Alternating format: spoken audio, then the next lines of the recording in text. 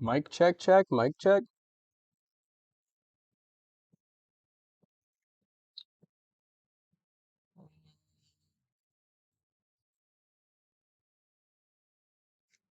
Morning, guys. What's up? Hope everyone has their morning coffee ready to go. Something like that, something of the nature.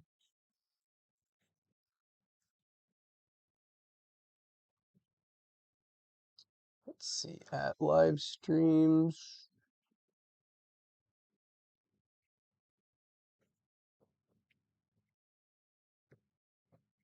What's up, Nubisor? You're first today, bro. You're actually first. Sometimes y'all be saying first and you're like the eighth one in here.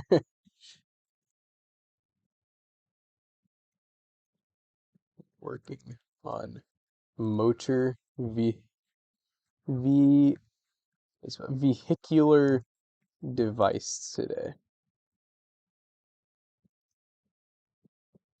What's up, Leo, Darth Tater, Nick, Big Man, Sling Buzz? Chad, does the audio sound good? I should be on wireless lav right now, so it should sound pretty slick.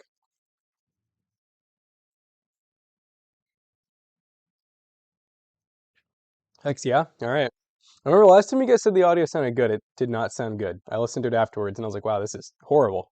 But as long as it's actually in the lav, I approve of the lav. I thought the lav sounded pretty nice. Ooh, I think does my camera have a little bit of fog in it already? Oh wow, it does. Wow.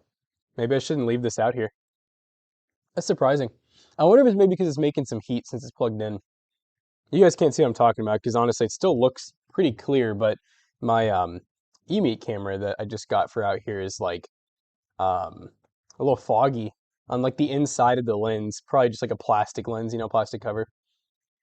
You're interested in the gamer way to do this? Well, it's easy. We're listening to Harris Heller non-copyright gaming music while we work on the car. Duh. Your iPhone camera fogs up?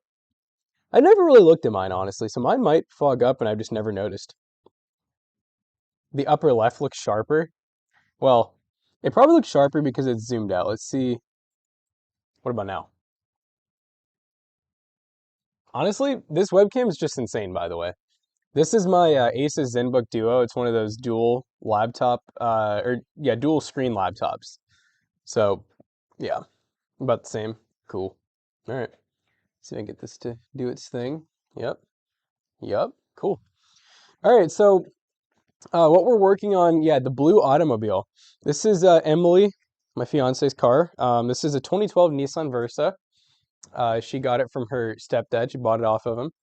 And yep, camera right here. Hello. Oh my gosh, come on.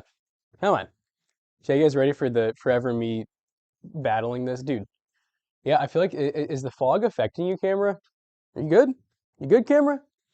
But yeah, this is the 2012 Nissan Versa. It's been a really good car to Emily slash me too, because like sometimes I'll drive it. We've taken on trips before. It's only got 100 and like I think maybe 15,000 miles on it. Yep, yep. And I'm doing brakes again. So this car, I don't know what it is about brakes on this car. I've actually replaced all of them by now. So I've done front brakes completely, rotors, brake pads. Not like calipers or anything, which I'm hoping today because I don't have any calipers that's not the issue. But her front rotors are definitely warped. I mean, you can feel it when you're braking it, like that. And it's weird because like I'm pretty positive. I say pretty positive. Like I'm 99.9% sure that I've already replaced these brake rotors. And they even have like the painted hats. So, like I know that they're aftermarket. They're not OEM Nissan. So like I'm pretty sure I've replaced them. But nonetheless, they're definitely warped. And you know how much it costs to get a pair of rotors turned these days. So it's really not worth me taking the rotors off and taking them somewhere to have them lathed and risk them warping again, honestly, because the way I see it is like when you lathe rotors, I don't know. I always I always feel like when you lathe rotors, you're taking off a little bit of material. Like, who knows if that just makes it slightly thinner for it to warp again? I don't know.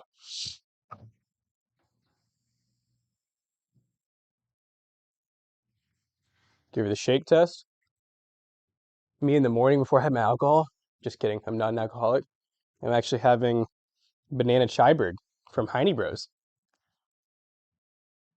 Mm.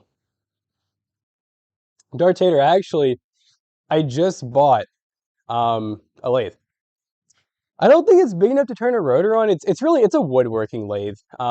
Like it doesn't have um, any fixed apertures on it to attach like bits to. Like what would you? What I'm not super familiar, by the way. I'm not a pro lather. Lather. The old shop I worked at, we did have a big lathe. I never used it. The boss barely ever used it. Um, that one was designed for metal. It had the all the cranks and knobs on it. He had like the little triangle, triangle shaped bits for cutting and shaving and stuff like that. And he would sometimes do rotors, I remember, but it was really rare because back when I worked at the shop, rotors were cheap.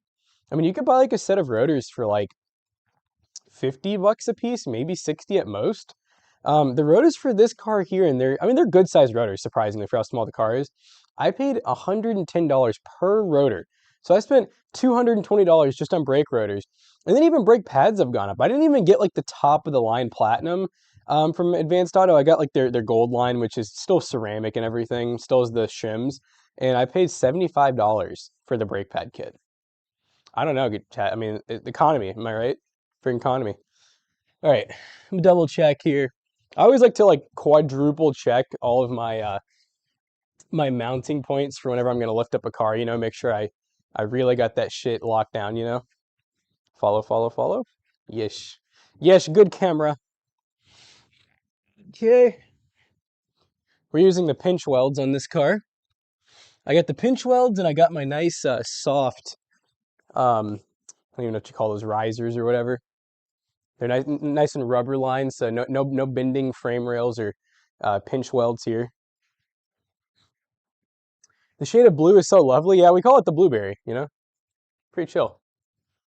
All right.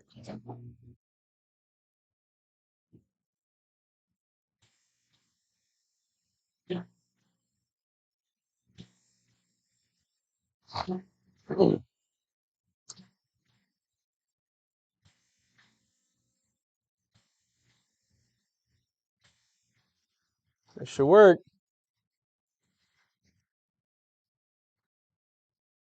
Yeah, I usually like having the tires like a little bit lower, like back braking level, because I feel like I have an easier time getting like the tires off and getting like the rotors and all that stuff. Tariffs are working out. Yeah, no, tell me about it. Tariffs suck. They really do. But supposedly we're the richest country in the world, the most respected we've ever been. Let's see if I can get this to. And now pause. And now pause. Here we go. Is that a good angle there, chat? Yeah, that's not bad. That'll work. All right, so we're praying here that we don't have any locked up calipers. I don't think we do. It doesn't pull, you know? So I think the calipers are honestly fine. But like I said, at the least the rotors are definitely warped. The pads are probably kind of in the same boat of possibly being a little wavy, a little off balance or something. If you guys saw the last stream I did with this car, which props to you if you were here, um, you'll know that I took off the passenger side, I think it was. I don't remember why I took that side off specifically. I don't know if I was just looking at one side or what I was going for, but um, I tried to kind of go through. It is a hatchback. It's a four-door hatchback. I tried to go through and kind of shave down the pad because I noticed oh, that's why I took it off. I noticed the rotor had a pretty deep groove worn in it, which I didn't think was the cause of like the warpness or anything. But I just went through and I kind of tried to clean that up a little bit. It didn't really seem to help, honestly. So I just really didn't want to believe the rotors are warped because it's not like like it's impossible. It's just uncommon once you replace your rotors for them to warp so quickly again. But like I said, I don't know how long ago I actually did this or if I even did. I'm just pretty confident that I did. Yeah, she might just go really hard on the brakes. That is possible. She might just really be. I will say, whenever I do drive with her, she's kind of the type who like brakes at the very last second. Which is, it's a driving style. It's fine if that's what you do, as long as you're not getting in wrecks all the time. But it definitely can be really hard on your brakes, especially your front brakes. causes a lot of excess heat, you know? All right, earplugs are in, so I can't hear you all. Not that I can hear you all anyways. It's Ugga Dugga time, chat. Ugga Dugga. Ugga Dugga. I hope these things aren't as stuck on as they were last time. Hire me in your pit crew. I'm crazy with it. And they're as stuck on as last time. I don't even understand how this happens on this car every time. Without fail.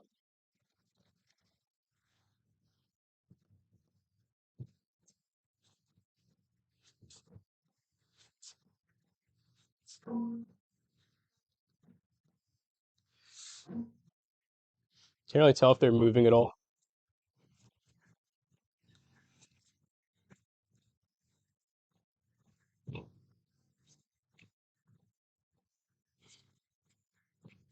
They're not moving, in fact.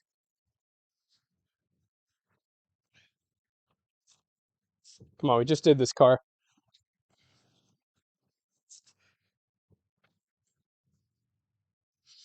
Can't even tell if I'm doing anything here. Oh yeah, we are actually.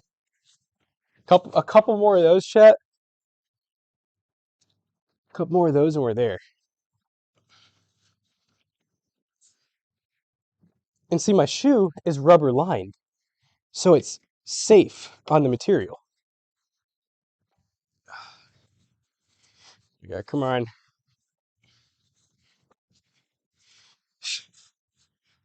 You don't get how this always happens. It's like some cars, I guess, is whether they're like what, like hub centric or lug centric, whatever they call it. I do know that I hate having to do this every time. It sucks. Whew. All right, I'll pull y'all in a little bit here. Let's see if I can get a better angle for you guys. I wonder if it's gonna be confused by my glove. Yeah, it's totally confused by my glove right now. All right, manual control time, chat. Let's go eMeet. Configure video.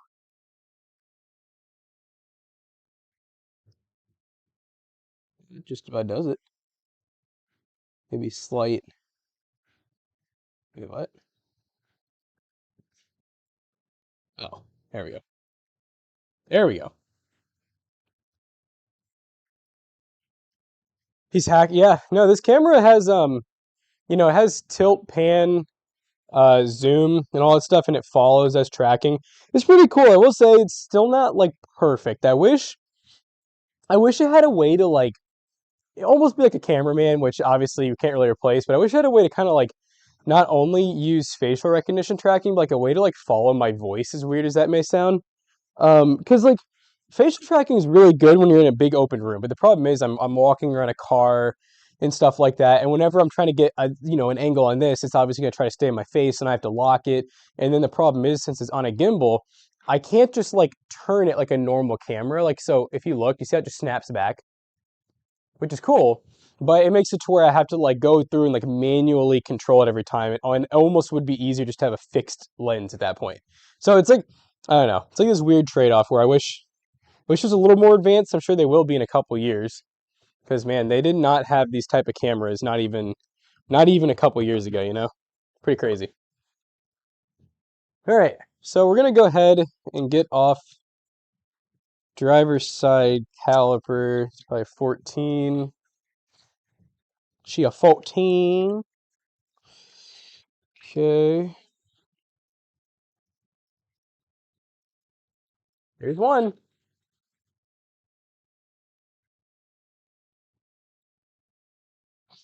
You know, chat too. I'm gonna actually give me 1 second here. I'm gonna grab my glasses for you all so I can actually like read chat without having to like get all up on the laptop.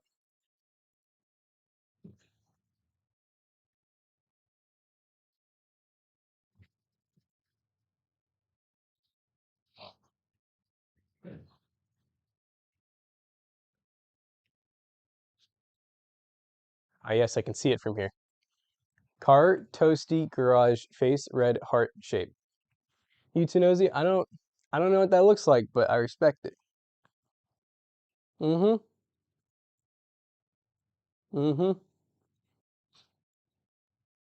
It's honestly just like the morning streams. I literally can't like see the chat unless I'm like right up on it. And it's really annoying because I'm trying to kind of like work, but like it's hard to, to focus. All right. We're about as good of a setup as we can be in here, chat.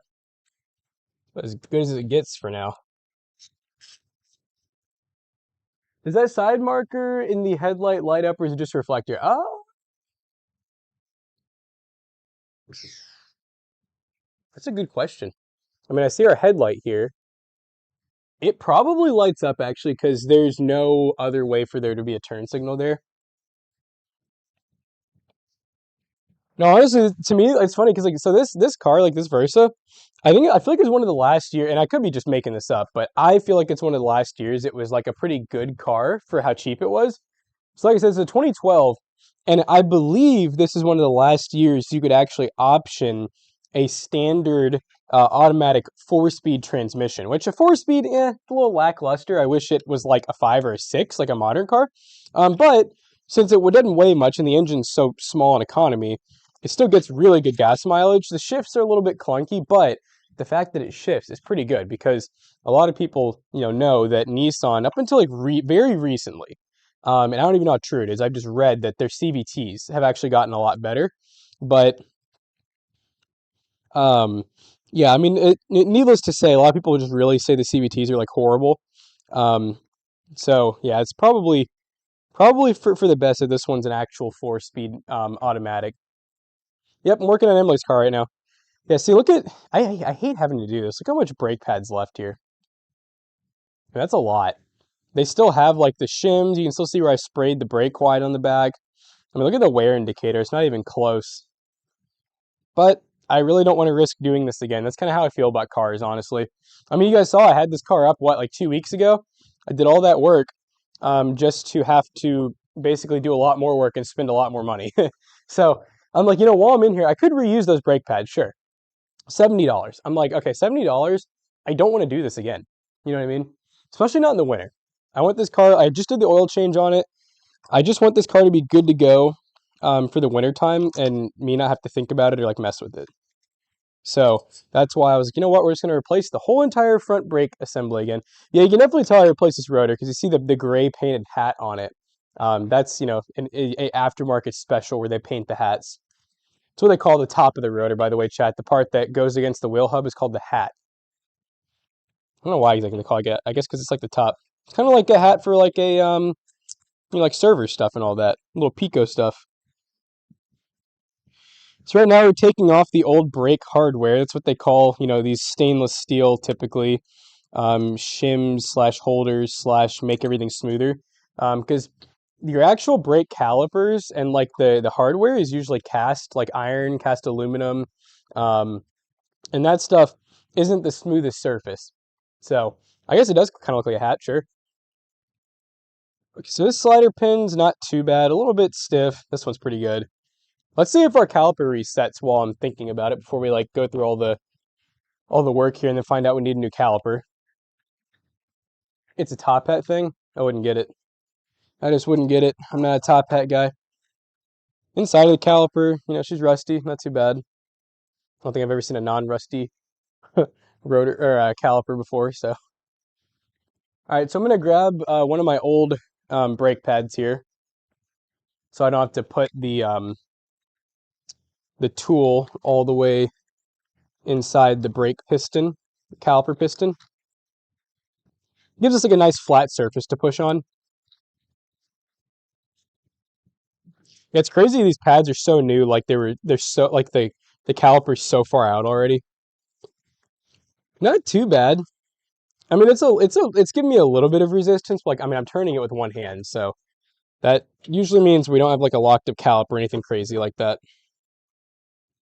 Hello, Emily. This is your car. And I just replaced all the rear brake hardware, like everything. It has new drums, new shoes, new hardware. So the back should be totally good as well. I say should be because you never freaking know, but I mean, I haven't felt anything weird about the back or off about it. All right, there's one just about ready to go. Let me see if I have any more of that brake quiet stuff.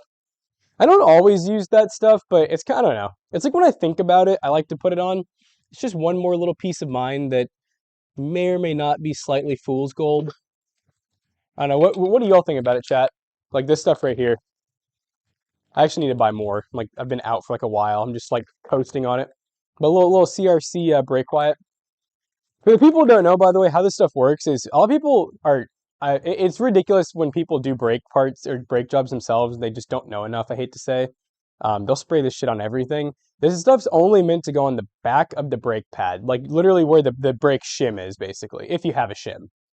I will say I've had this stuff work temporarily in the past for like cars that didn't have shims, like my old Z, for example. Sometimes I'd get like some cheaper what do you call it um why am I want to say shoes? Brake pads, and the pads wouldn't come with shims at all. And I noticed that it seemed to help in that scenario.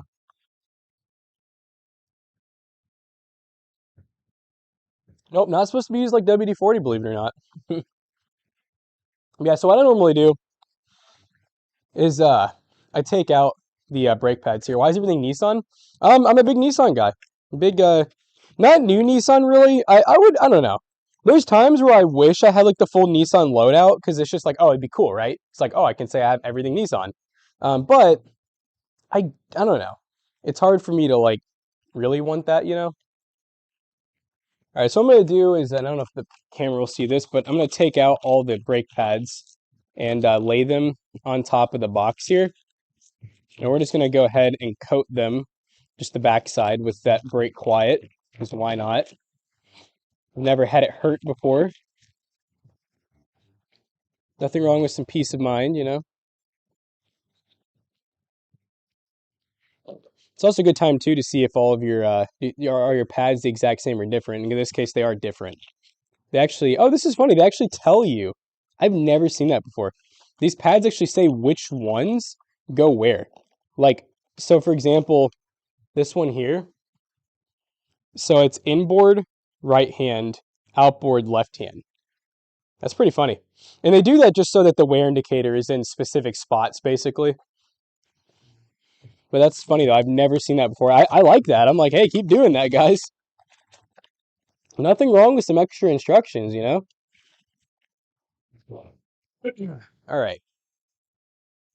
Let's throw some brake quiet on. I hope I have enough. Probably do. Oh yeah, she's barely spraying. Barely spraying, but it'll suffice. Cover up the nose a little bit, you know? You never know what's in this goop.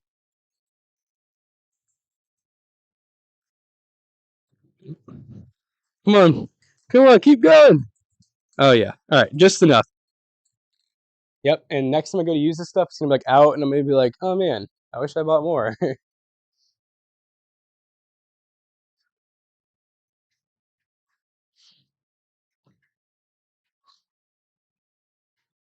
You call yourself a Honda guy, you guys? There you go. Yep, tooled a Honda for a very long time. All right, what size are we working with back here? Probably that's smaller than I thought. Feels like maybe like a 16, maybe a 17.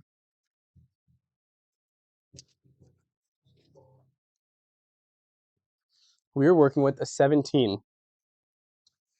That's another thing. I really want to get I want to get a larger 3/8 ratchet at some point because I feel like my current one is it's a good size, but it'd be nice to have one that's almost more like a breaker bar, so I don't always have to get out like the 1/2 inch for smaller stuff like this.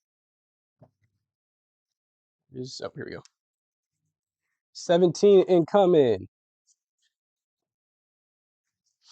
See, but I got this guy right here. Big ol' 1/2 inch. I think this is what, like a 2.5 foot, 3 foot? Probably 2.5. But yeah, this thing, if you're having trouble breaking something loose with this, you probably need heat at that point. Ugh.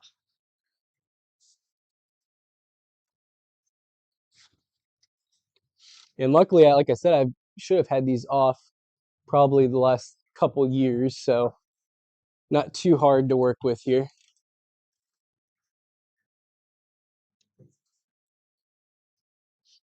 All right. Put our half-inch breaker bar back up. I think it's about time to throw this drink away.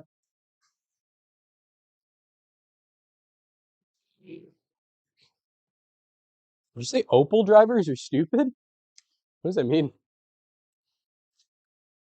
BMW drivers are both bad in North America and Europe. Yeah, it's definitely a stereotype that is often it often's fitting. I have an Audi. What do you think about that? Are Audi drivers typically bad, or do you feel like it's just BMW drivers? I do, now that I'm thinking about it in my head, I do feel like Audi drivers they don't really get much of a bad rep. I feel like it's genuinely just BMW and sometimes Mercedes too. I feel like Audi drivers have a little bit more class, BMW drivers is kind of like they want to have a little class, but they can't quite have it. Fiat, hell yeah. It'd be cool to own a Fiat Pop at one point, like a Fiat Pop 500 or Fiat 500 Pop, whatever the hell they are. It's basically like, it's the turbocharged manual version. And I got to work on a couple actually back in the day doing exhaust on them, and they were pretty cool.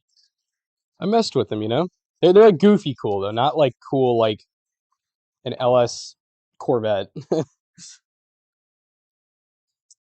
Yep, our copper brackets aren't too bad. I am gonna go ahead and grab some. Let's see what kind of brushes I got in here. We'll take one of these. Just kind of get this area a little bit clean so that our new hardware goes in nice and easy.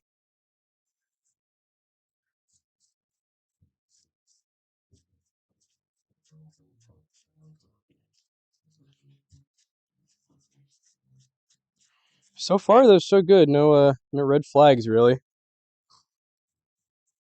I guess the only red flag is just why our shit warps so quick. But like I said, I really may have done these like upwards of like 3-4 years ago, and maybe we just put enough miles and enough hard stops on it that they just finally warped again. They're still pretty thick. See, minimum is 22.0 millimeters. We're definitely not even near that. I can tell that just by looking. Yeah, they don't look warped. I have to have like such a precise lathe to see the warpedness. It'd be crazy if it was the freaking brake bearings, the wheel bearings. Nah, too solid, too solid. All right, I'm gonna go put this in my rotor pile over here for now, so I inevitably do something else with them. All right, let's go ahead and open a new rotor. I'm gonna try and make a weapon in Skyrim. Sick. What kind of weapon are we making? I actually ordered stuff. You guys might get another stream soon. I'm gonna do not that it's really that big of a job, but got my oil change and fuel water separator for my Ram. So it's not too bad of a job on that truck, really. I don't even have to lift it. I don't even have to put a jack under it, which is nice. It's like just the right height off the ground where I can just kind of slide underneath it. Um, the doing the fuel part kind of sucks. The diesel fuel filter, because it's like a fuel water separator, and you have to drain a good amount, and you kind of just have to sit under there for a little bit. It's a little annoying, but it's not too bad. So for those who don't know, usually when you buy a new brake rotor, I say usually, pretty much always, they come with a lot of oil from the factory to keep them from flash rusting, because this is just bare metal. So rotors naturally flash rust really fast, because they're like bare cast iron. So yeah, they put a lot of oil on them, and you're supposed to kind of brake clean or at least cloth it off. I've been a little less in the brake clean game for cleaning these off lately, just because I feel as though it's not that much oil, and I don't think it really needs to be sparkling, spotless clean, in my opinion. Because you have like these really nice cross hatchings, laid in from the factory, that I feel like do most of the friction work until your pads get worn in and everything. So yeah, I've been a little less on like hardcore spraying them, more just like wipe them down really good.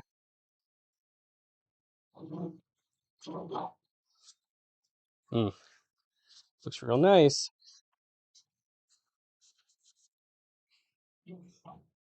Stay.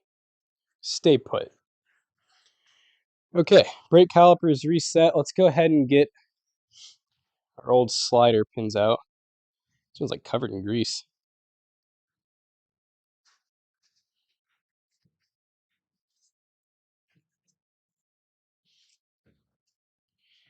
And slide to the left.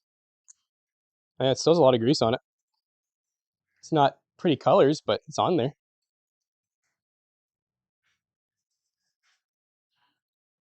Did you not? No, I actually did not open the brake cap on the reservoir. You know, I normally don't. I'll be honest. Even when I worked at the shop, I normally never did that. Because here's the thing. In theory, those brake caps usually have a little bit of venting of some kind to them, like a tiny little hole. And like even then, they're not usually like sealed tight where they're gonna like shoot off. At least I've never had that happen. And if you do have fluid overflow, first of all, you know, whether the cap's on or off, that's not going to stop that. And also the fluid shouldn't overflow because people shouldn't be topping off brake fluid. For those who don't know, you know, your brake fluid, as your pads get more pushed in, along with your like your shoes in the back, typically your fluid's going to go down a little bit as time goes on. So, yep, you don't want to mess with your brake fluid besides like flushing and stuff like that and like doing new brake fluid, you know. Don't worry, Chad, I'm just on the ground. I don't know if you guys can see me on the ground when I am down here, but hello if you can.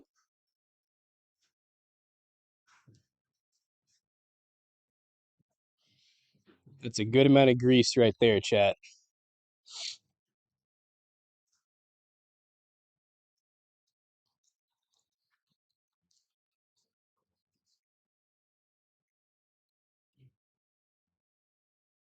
Oh yeah, let's go ahead and wipe some of the extra off. Kind of want to look crazy on it, a little crazy, a little greasy style.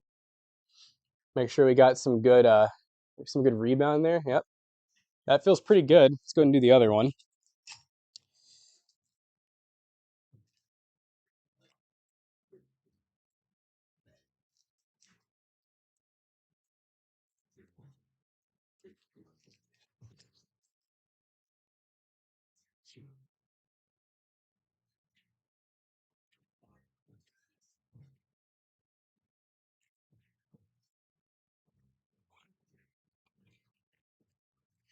All right, second one going. This one is getting nice and greased up, chat. I mean, I'm talking we're lubing this John up. There is not going to be any moisture getting in this thing. Tell you what. Boom.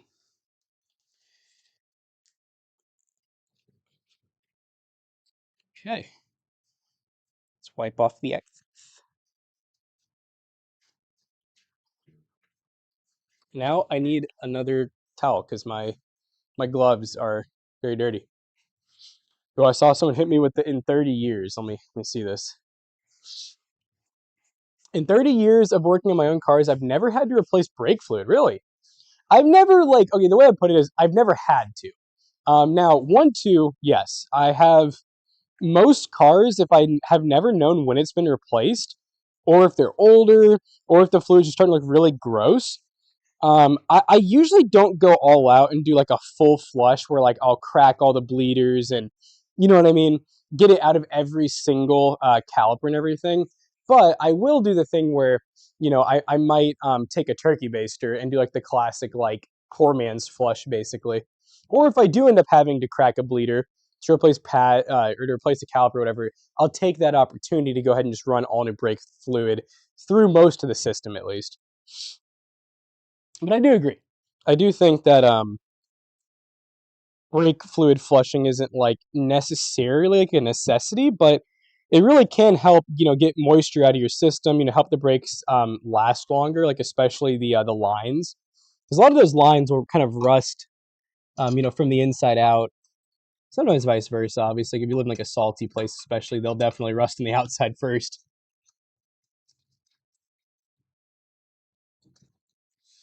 But I've always been very much about preventative maintenance. I was taught at the shop I worked at, and also just kind of that's just how I am. Like, I was always very much like, you know, hey, while you're in there, let's go ahead and do this. I mean, like for example, like even my mowers and like I have like a little riding tractor as well. Um, I had like the riding tractor in for like a recall, right? And I could have just had them take it there for the recall. But I was like, I really don't feel like doing an oil change on it. It's a diesel. I've never done it on that tractor, and it was the winter, and also is when I first kind of came down with like a mono. So I was like, yep, last thing I want to do is work on that. So all right, when you guys take it for the recall, let's go ahead and do like an oil change. And that guy thought about it. Was, it's a 2019. It's got like 300 hours on it. It's never had like the hydro stats flush. So I was like, hey, when's the interval? And the guy's like, oh, honestly, man, like it's like 500 hours. You're only halfway there. It technically can be 500 hours or annually, depending like how hard you're pushing it. He was like, but you really don't need to do it. Like I see guys run these for like 1,000 hours, and I was like, no, let's just go ahead and do it. That's kind of how I am. I'm like, while it's in there, I'd rather because I have. So what I do, and this could be a good advice for some of you guys if you have a lot of equipment. Maybe you got like a couple cars, couple bikes, mower, a weed eater. I keep track of all of my shit in Google Doc or Google Sheets. So in Google Sheets, I have like literally like after I finish this car, I'm gonna write down the date. I'm gonna write down how many miles it has, and I'm gonna write new brake pads, new brake rotors, um, and whatever else I did to it. I'm gonna write that down in that Google sheet, and then I can search. I can just scroll down to see like, when the lesson was done. And I wasn't doing that a couple years ago, so that's why I don't have any record of if I already had changed the rotors. Which, like I said, I have a very good memory of doing it, and clearly the rotors tell me that I did it. It's just based on them being warped. That's why I'm just like, oh, maybe I didn't. I don't know.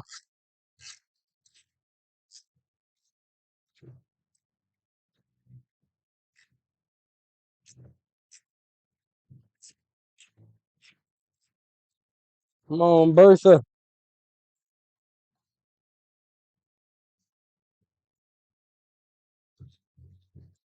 So organized.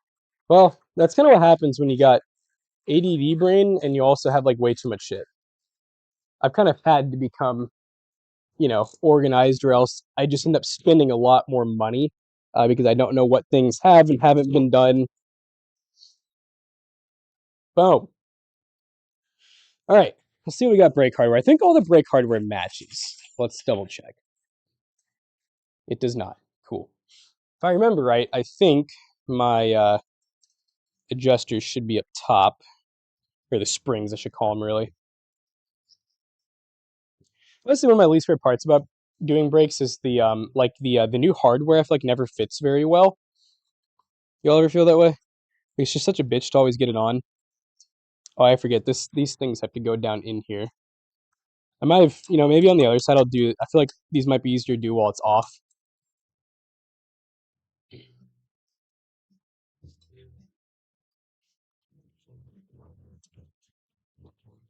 Gotta really make sure they're like fully seated, or else your uh, shoes or not shoes, your brake pads just do not want to go in.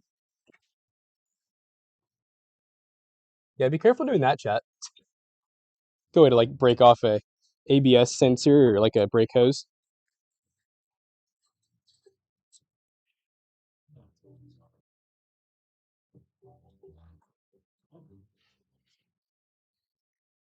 Make sure we don't have any rubbish. Yep, clearance looks good. This isn't quite down all the way.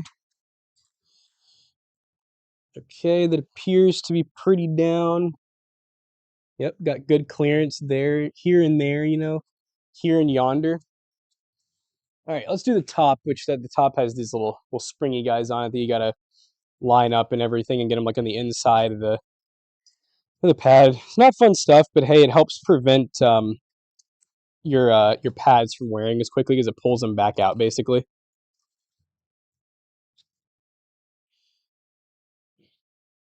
I'm a fan of like this part where it like goes up in the thing.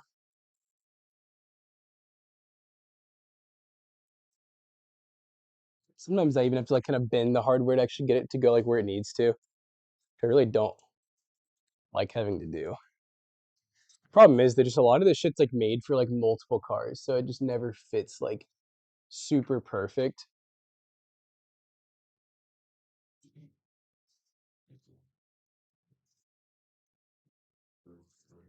Okay, I see the problem here.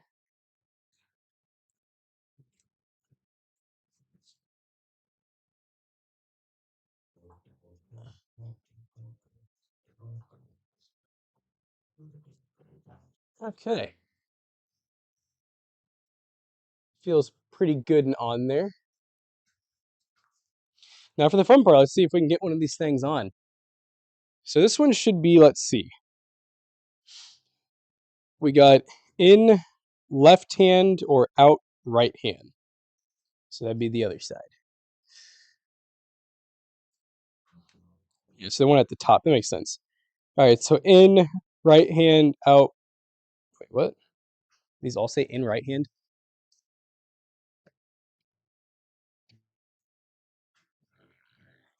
Oh, wait, maybe, okay, I had it right the first time, didn't I?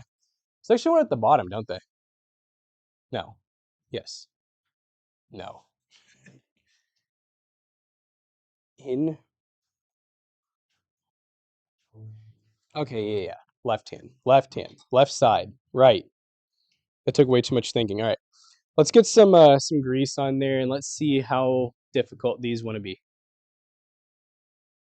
So you want to throw some grease on any parts that move, basically anything that's like sliding metal on metal, just helps it slide better, keeps it from seizing up as easily. Keeps it quiet too, which is, pretty important to most people. Might be a little bit better way to do this, but let's just, okay, let's try the top first.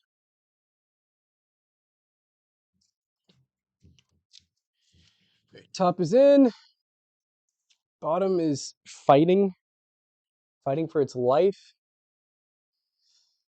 Yeah, like I said, just I don't know, chat. I swear I love factory brake hardware. Like my goodness, does it always fit so well? Aftermarket hardware is always really fucking loose to the point that's like uncomfortable, or it's really tight. There's like no in between normally. I feel like it's pretty rare that I actually get like aftermarket hardware that I'm like, this is really good. Usually it's always like, wow, that will probably work.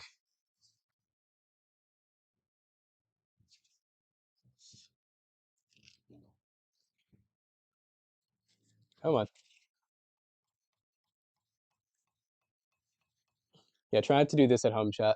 If you're having a beat on it.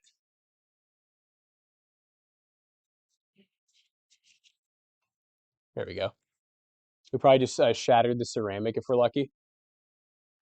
It's very tight, but yep, okay, cool. It's coming in and out, so that will work itself in over time. Okay, so this is we got, let's see, in right hand, out left hand, so we need to use the other one now. So they want both of our wear indicators up top. Makes sense. Makes sense.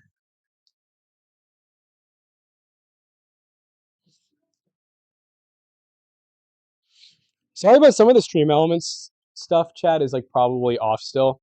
Also, I noticed it's kind of spamming too. My goodness, it's doing like 18 different things at once.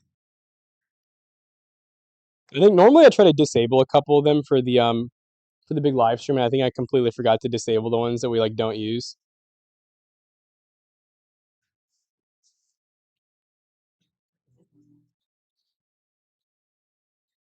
Let's do. I'm just gonna get down here so I can actually see.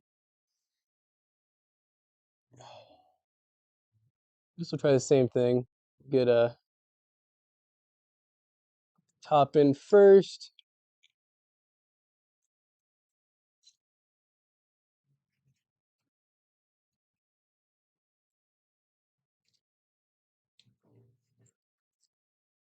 Okay.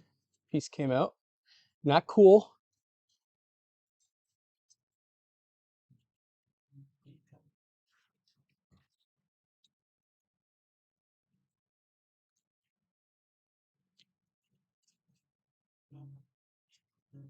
Jeez, the freaking clearances suck on these brake. Chet, I'm grabbing a flashlight. Ooh, I think it's headlamp time, chat. Check it out. This makes working on cars like fun or something like that.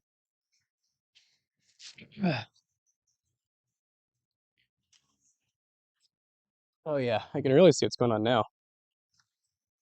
I need to get this bottom piece just is not on far enough still, I think. Okay.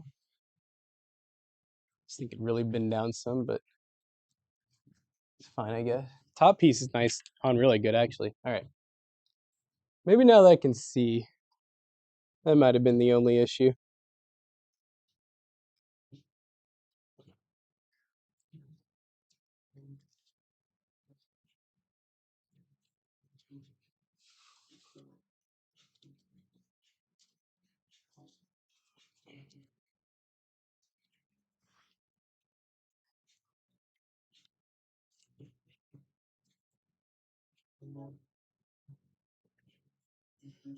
Yeah, this is I don't like it. I don't like it one bit, chat. I have like such a love hate for doing brakes. Like I love them when they're like nice and smooth and they go really good, but then I hate them when it's like this, where you have like parts that you're like, this doesn't really feel right.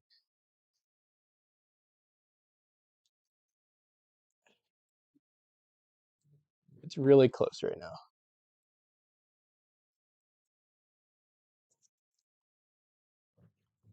Oh, don't fall again, caliper. Okay, it's in a pretty good spot.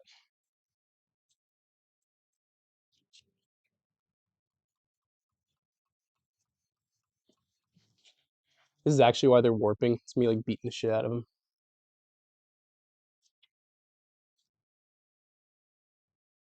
Come on, dude.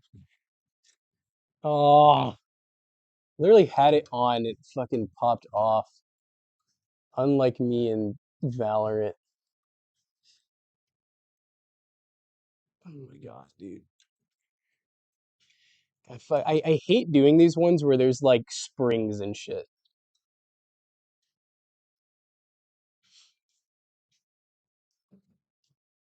Like the springs are what makes it really annoying because like if it pops out or moves or anything and they're like in the way and they're like fighting you the whole time, you get one on, the other one like pops off, you know?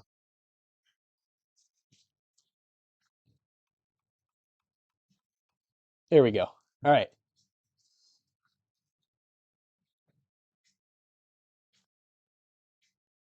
Okay. We're on. I'm gonna hang on to these so I can slide our caliper on because last thing I want is for them to spring mode back off, you know?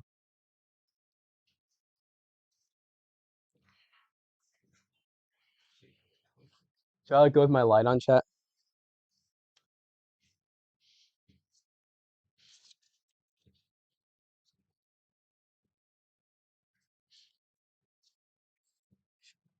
Bitch, what are you stuck on?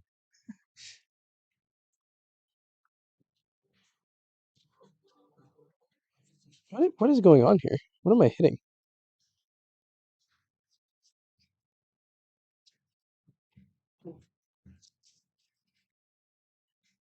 Oh, okay, this one just. What the heliante?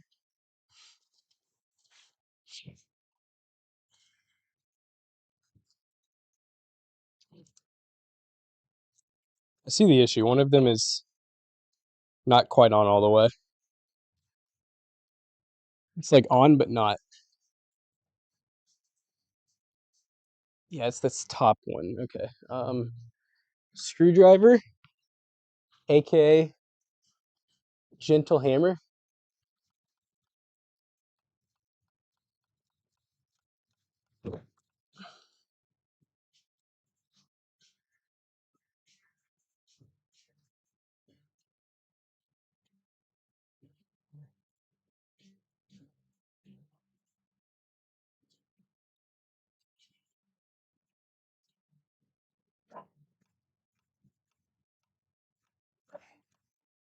Oh,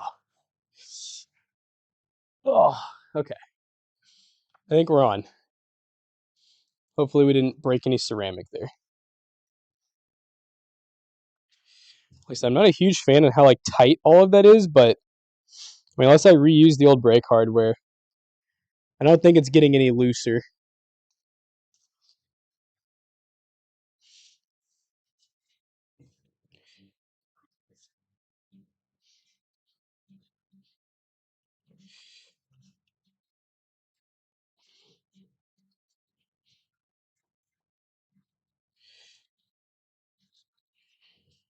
Okay.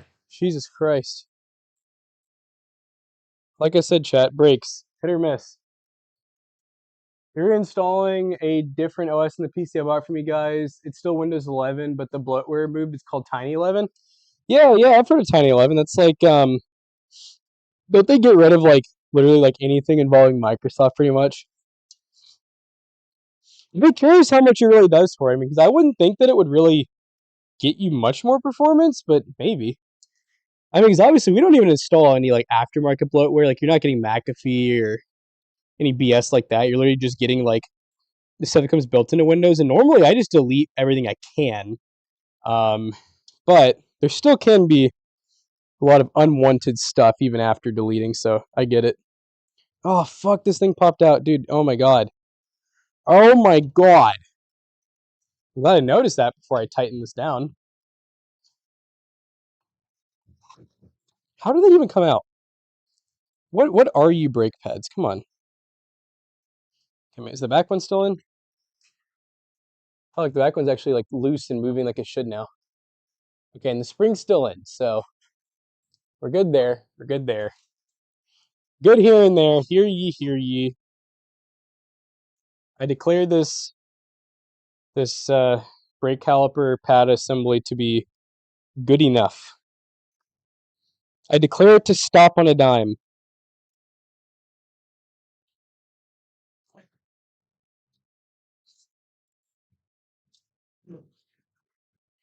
I don't understand why this part is like so aggressively tight. It's not really making sense to me. Like what am I hitting?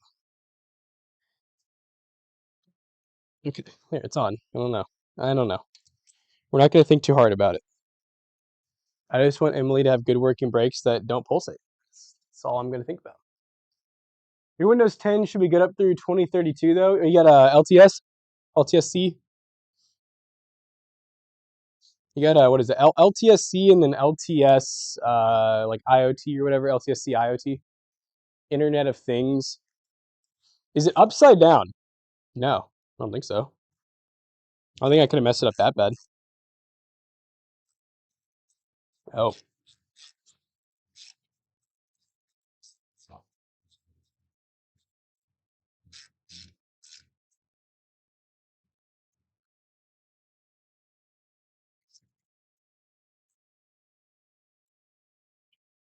it's crooked. I don't want to tighten that when it's crooked.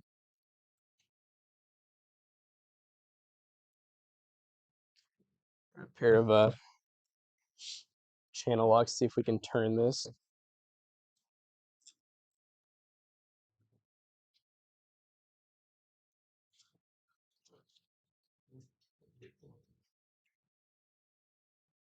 Boom. Boom. Boom. Went with IoT. Nice. Have you checked out that old calculator yet? Yeah, there's so many funny things like the old calculator, and then what's the other thing? Is like it has like the OG like Internet Explorer on it.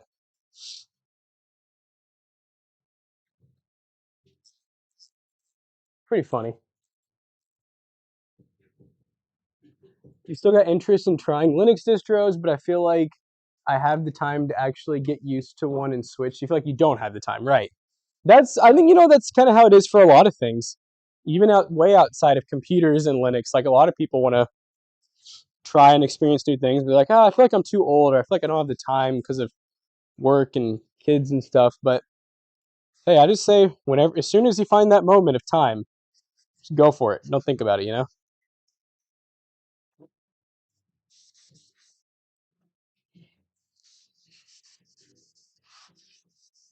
A little greasy.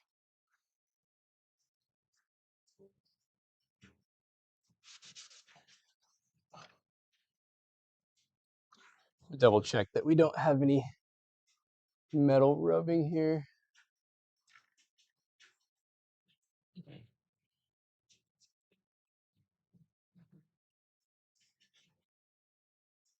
Does not appear so. Looks like just the bottom of the brake pad's making a little bit of contact. Cool. All right, that's one side. And I'm going to say that I got it good. As good as I can think I can get it.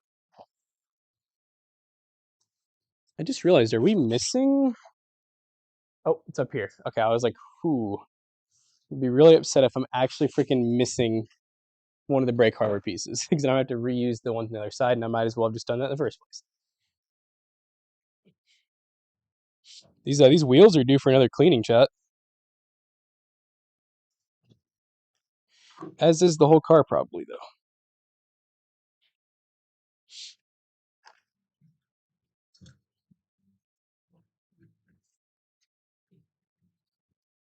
The Daily Drive Linux Mint Cinnamon found it enjoyable. Nice.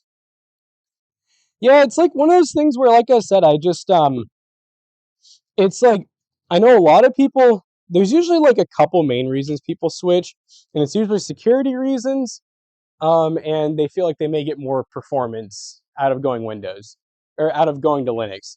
And I guess maybe a third reason, which would just be like the whole greed thing. Like they just feel like, Windows doesn't give you enough features, and they take away stuff, and like I said, the security slash spying. And I just don't personally have much care about any of those at the moment. If I ever do, I'm sure that I'll gladly make the switch. But for me right now, it's like I've lived my whole life on Windows. I've had very little issues or like really big gripes, like, oh man, like most of my issues have been in softwares where I've had issues with softwares and like certain games, certain launchers, rather than, oh man, Windows is at it again, my PC crashed for the 18th time this week or whatever. Normally when that's happening, it's like, okay, it's either fresh install time or there's something wrong with the PC and Linux isn't going to fix something wrong with the PC. Yeah. So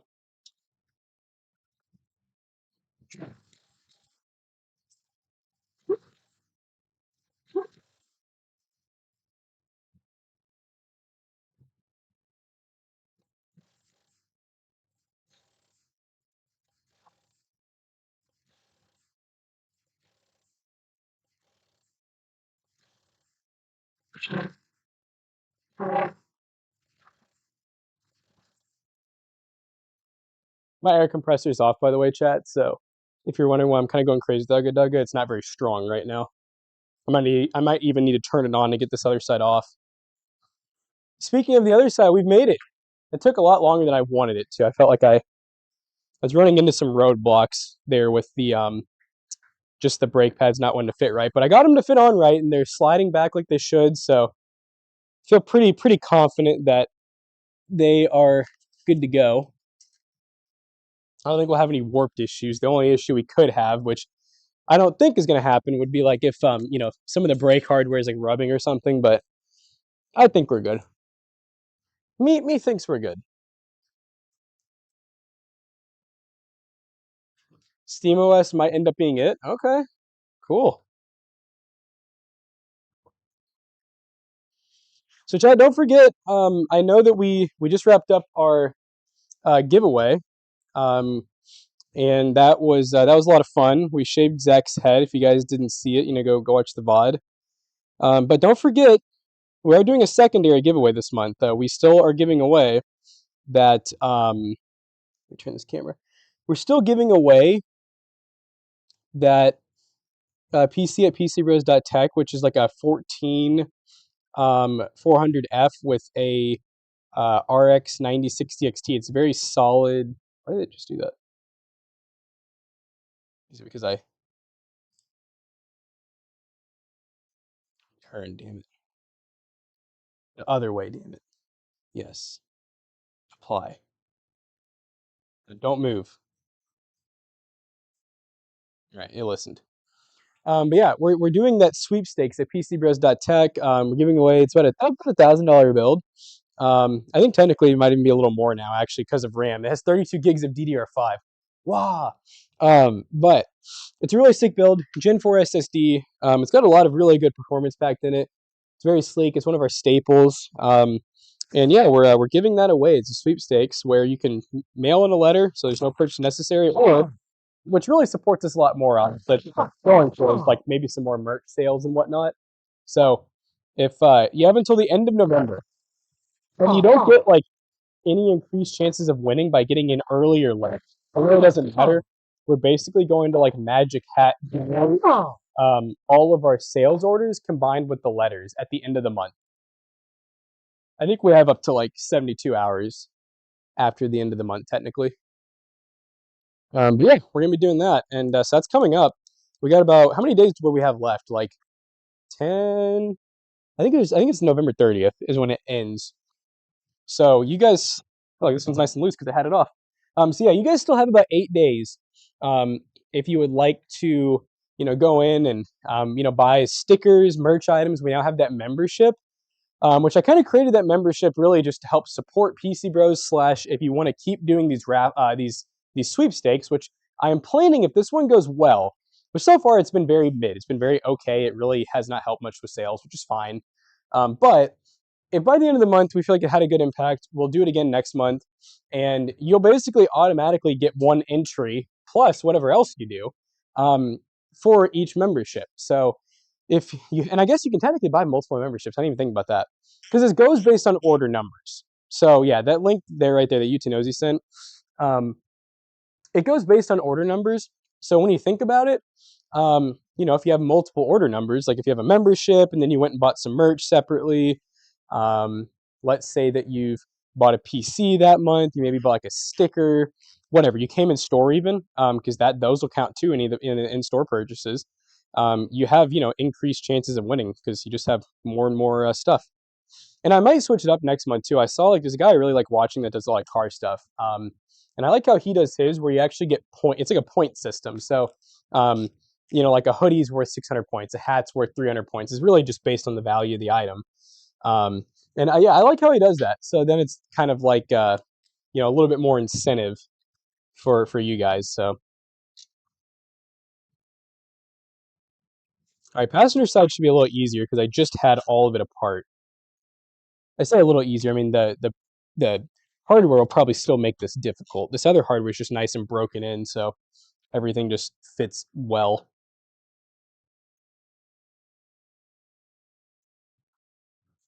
CMOS might end up being it. Got to see if you can run things like Visual Studio, certain mods for Skyrim require stuff like that.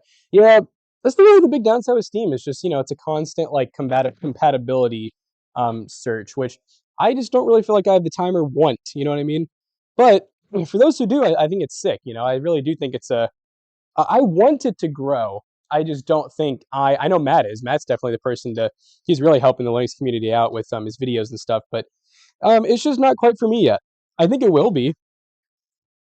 And I could see myself maybe doing like the switch at like the office or something, if we ever do like the challenge again. It's just at home. My shit just works so well right now for the most part. Like maybe once a week I'll have a small issue. I need to restart my PC. That's about it. I don't have to go through and search forums. I'm not having to go into into sudo console and type in commands and stuff. Like for the most part, it just works. Oh my god, there goes that one. Look, see the spring mechanism on that chat? That's how it's supposed to be. God damn. God damn, chat.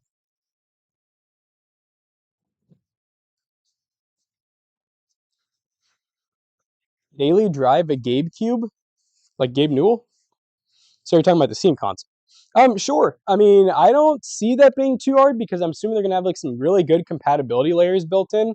So I think by the time that comes out, I could see certain games that you may not be able to play now being playable. I don't know that for sure. I'm just kind of speculating here. All right, let's grab Big Ratchet. Big Ratchet.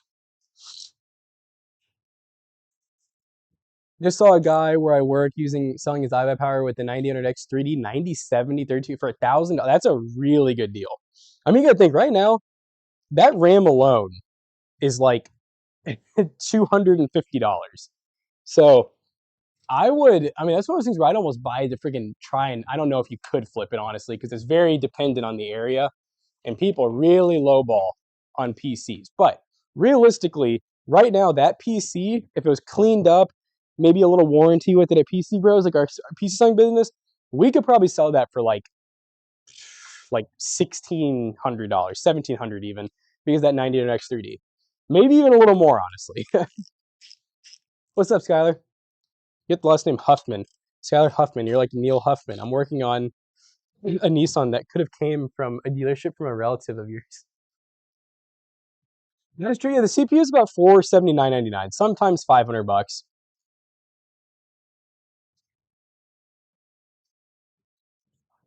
Yeah, luckily that CPU hasn't been super hard to find, so I don't. They shouldn't be close to 600, but who knows? Yeah, Chad, I don't know. This year, I'm a little worried because I just like how every time it feels like we finally got another dub and we're back to like, pretty good pricing again and everything. We just have like another shortage, which now it's caused by stupid AI. I mean, I will say I at least feel like AI is more useful than crypto mining was, at least in our sake, because it's at least like something that kind of can be beneficial for society. Crypto just felt like the biggest waste of money in my opinion. And I don't mean that. I know crypto made a lot of money. So I'm not saying it's like economy wise, I get it. I just think it's stupid that PC hardware had to drive mining. Like, you're mining a fucking virtual currency. Why do we need real things to even do that? You know what I mean? Why are we wasting like billions of dollars of electricity being generated to mine a virtual currency that's like not even real, you know? But at least with AI, it's like something we can see. Like you actually can see what it's doing and you know that it's actually like making a difference in some, whether it's good or bad. I mean, it's doing something. It's physical. You can see AI happening. With crypto, it was like, okay, why does this guy have 800 4090s inside of a warehouse pulling 40 grand worth of electricity a month to mine a digital currency that like could just be given or some other way to get it. You know what I mean? Like an exchange of goods and services. I don't know, chat. I'll never understand. I'll never like. I know the basics, very basics of cryptocurrency, but I will never understand like how it is feasible, like in terms of getting it. You know what I mean? Because like cash and like credit card and formal like we own two businesses. We understand how money works. Like we provide you ad spot, you provide us money, right? Like Matt and I spend like 2 hours of labor, you pay us $500. Okay, it makes sense. We offered you a service or goods, you gave us currency in exchange, or in olden times, you would trade us something. You would give us a service in exchange. Like let's say I'm good at pouring concrete. I pour you concrete, you build the roof over the concrete. Makes sense, right? But it's like with crypto, it's like I buy 10 4090. I run 4090 at 100%. I use a lot of electricity. You give me digital currency. I don't get it. I don't get it. What is crypto being backed by? I don't know. Like that's what I'm saying. Like, and I understand that the U.S. a lot of the dollar, the physical dollar in the world, whether it's credit, debit, or paper currency, is also not backed by gold or anything anymore. But it still makes sense to me. It's like if I give you a dollar, I am paying you for like a goods or service. Where did the crypto come from? Like who did the work first? You know what I mean? I think that's what confuses me. Is I'm like, how did it get there in the first place? And don't tell me it's because a PC mined it. Like, the hell does that even mean? Ugh. Freaking ranting, chat. Freaking ranting. Just notice this light is like popped out back here. See if I can fix that. You guys can't see what I'm talking about, but it's like one of the license plates lights is like popped out.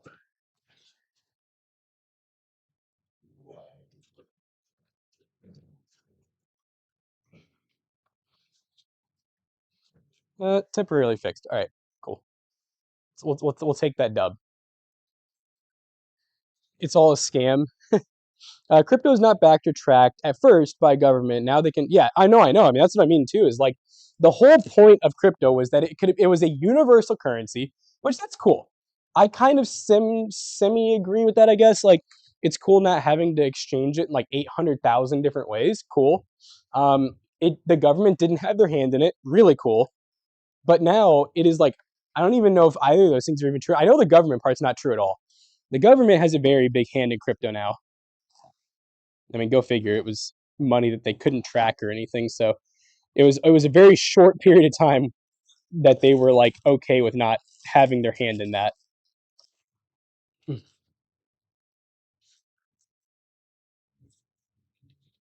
Very short period of time.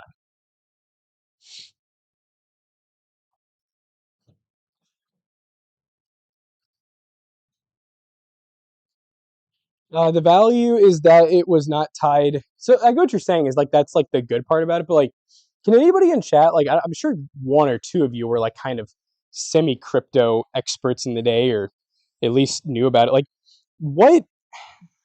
I just don't even understand. Like, where did it come from? Was it literally just like? Was it just like out of thin air? Like, what did the people do for it? You know what I mean? Like, that's what confuses me. Like, okay, so it's like Bitcoin. I think what was Bitcoin's lowest amount? Like a penny or less, maybe a dollar. I don't know. I don't know enough about it. The Dogecoin, that shit was worth like I had like 100,000 Dogecoin at one point because it was like 0.0004 cents.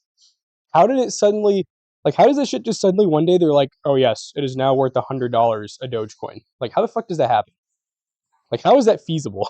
It makes no sense to me. He sold all yours if you start getting taxed for it. Fair enough. And yeah, I do know about that too, Michael. Like, I know anyone can like make their own crypto technically, and it's just like, yeah, how does that make any sense? I mean, I guess okay. One thing I can kind of see is like if so, let's just say I make my own crypto. I make 100 Jack coins, right? I know you all want some now. You all want some Jack coins. I get it. Let's say I make 100 Jack coins, and I tell a guy trust me basically, right? Where it's like, hey, um, I need you to replace this brake rotor for me. I'll pay for the rotor, whatever. I'm gonna pay you 100 Jack coins in labor. So instead of getting 100 bucks in labor, I give him 100 Jack coins. Those Jack coins are currently worthless, but I I guess they can somehow become worth something. Like that's what I don't really get. I guess you know. No one knows who actually came up with the algorithm, but some nerd figured out a scam, and it's been going on for years. Pretty much, that's how it looks to me. But like, I get why people do it because like it's worth money. So like anybody's gonna do anything that's worth money. That's how people are. People find the cheapest and easiest way to make as much money as possible. That's human nature right there, you know? That's psychology 101. It's always confusing to me when people keep going for it, you know?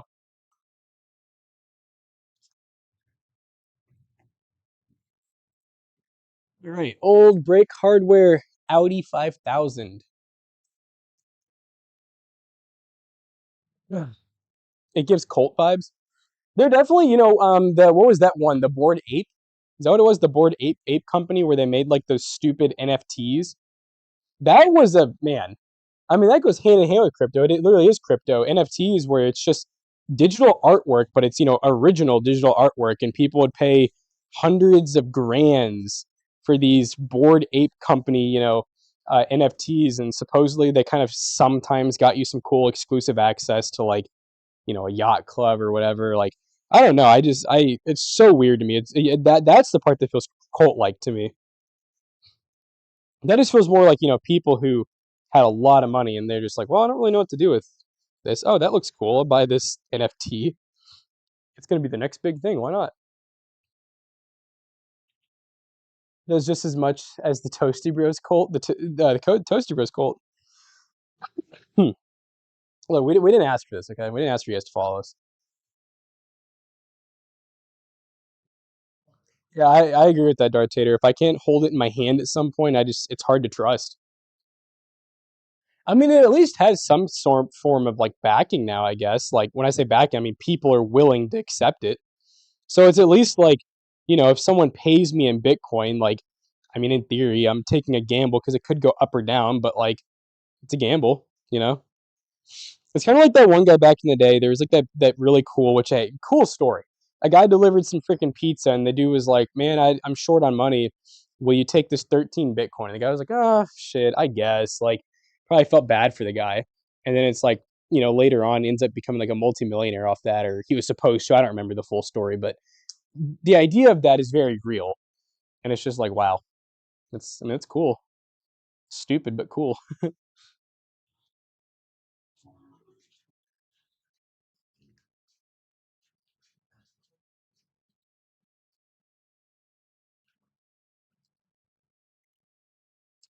All right. Yeah, this side's in much better shape just because I already did this not too long ago.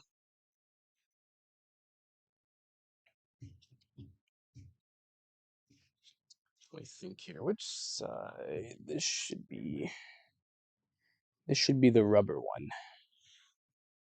It's just about time to swap my brake grease over to my new thing of it. The thing that sucks is this brush like does not go down all the way, so I feel like I'm like there's like a lot still down there. Chat, how do I get to it? How do I get to the extra bit at the bottom? Because I can't waste all that. It's too good. I think I told you all last time. I buy the expensive stuff. I just always like using the green stuff because the shop that I worked at, we were like the only ones to use it's like the full synthetic Permatex Ultra Brake Parts lubricant.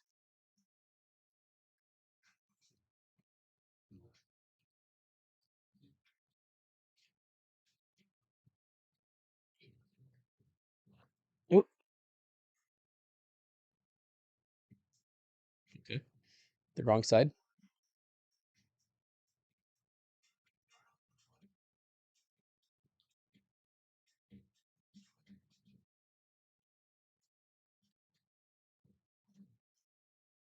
Hold on, chat. I'm brake parting down here. Here we go. All right, we got one of the sliders back in. One of them is covered in grease.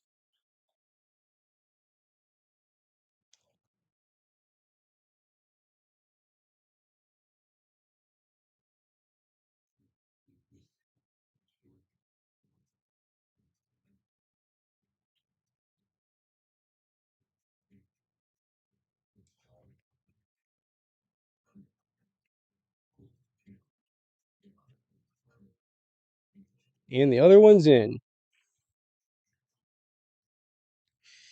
All right. Hopefully for this one I don't have to get as on the ground, but I feel like I will. Chat, ignore all those messages from the stream elements. Well, some of them are still real. He spent millions. Oh, is this the one guy that had like the hard drive that was lost? Yeah, it's a pretty crazy story. I mean, it's sad to an extent, but I guess on the flip side, if he has millions to spend looking for it, he clearly wasn't broke. So I guess he'll be all right. Hopefully, he just doesn't spend like everything he has on it. It'll be like one of those. It'll be a movie one day if he does. Kind of like there's like all those cool like inventor movies where like someone stole their patent and like they end up like losing their whole family because they're like they need to get credit for it and yeah, sad stories.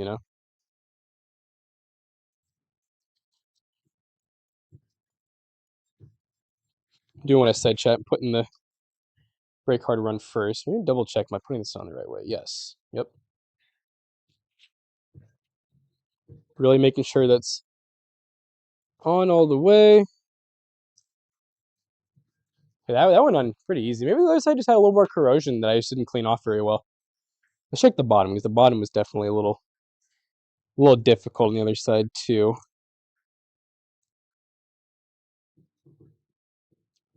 Just getting these middle pieces on is just so unfun. Go on down there. Go on, get. Like really hard to do this off the car. I'm realizing. Probably need to put it on the ground. Ugh.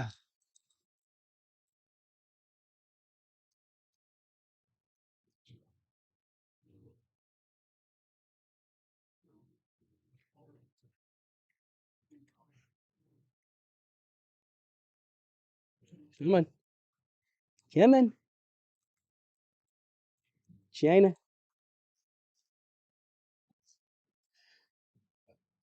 Ah,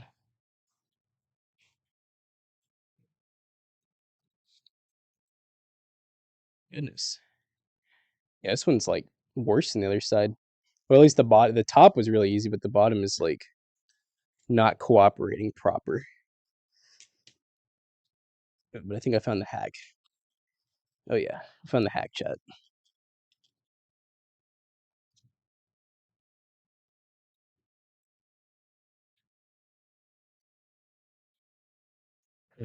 It's crazy how like compacted the bottom part is. That's why the other side is like so tight too. I mean, I can see it now.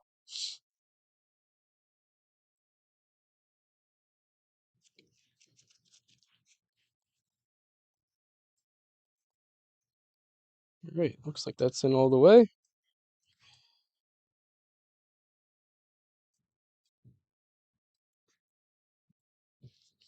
All right. Yep, I can already tell this side's definitely still going to be a bitch to get on. Yay.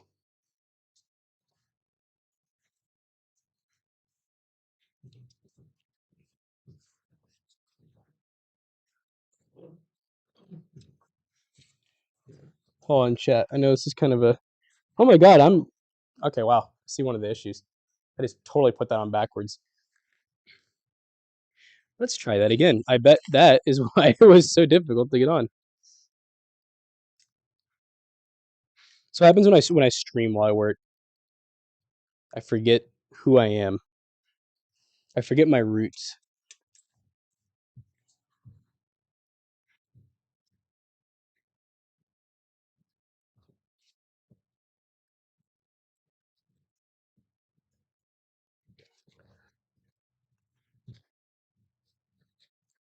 I've got no roots. All right. Oh.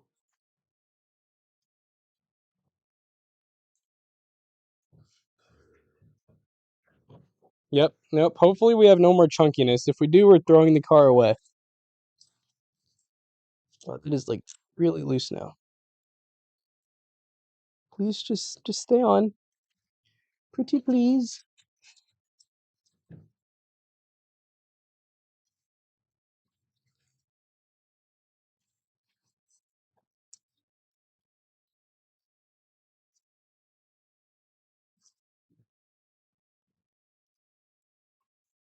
Chad, does anyone have any fun weekend plans?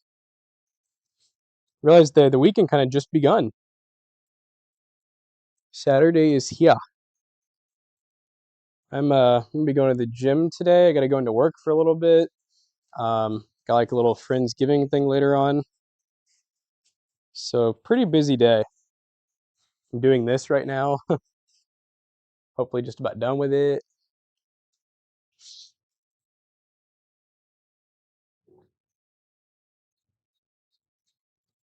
You're gonna 3D model a sword or two, maybe a leotard. So a sword and a leotard, huh? That's an interesting combo. Why both of those things? I may just be uncultured. I don't know.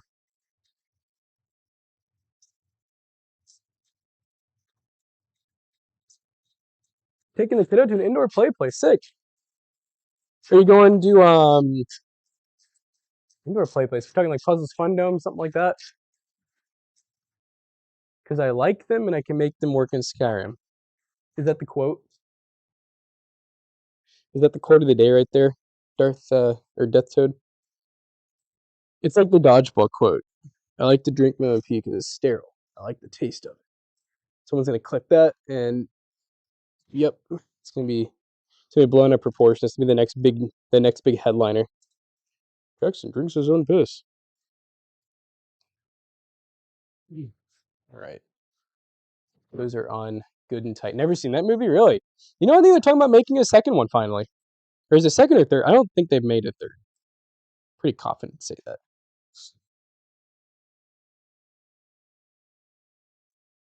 All right, I'm not loving the fit of this now because I kind of put it on backwards, so we're gonna rebend. Why did the music stop playing? Actually, let's get that working first. Things first. First things first. I'm the realist. I think this is like a really small place. I'm playing the same like 4 songs. That's fine though.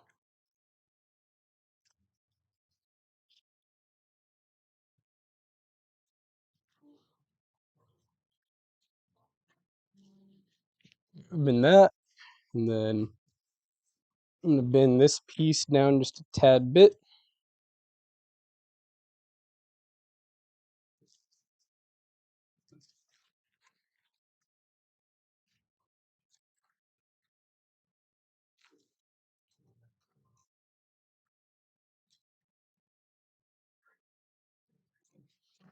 All right. I think that'll probably make it a little bit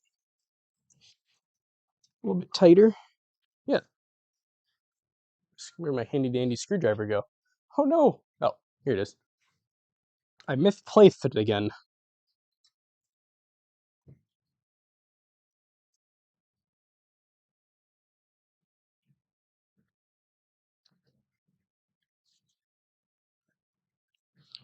Okay. That feels pretty good. It's nice and even too. Down all the way. Yep, down all the way. All right, cool. Think this side's gonna go on a little easier. Let's find out. There goes my screwdriver. Damn it, table, why are you not level? Who built you this way? It was me. I built the table that way. That's aside the point, chat.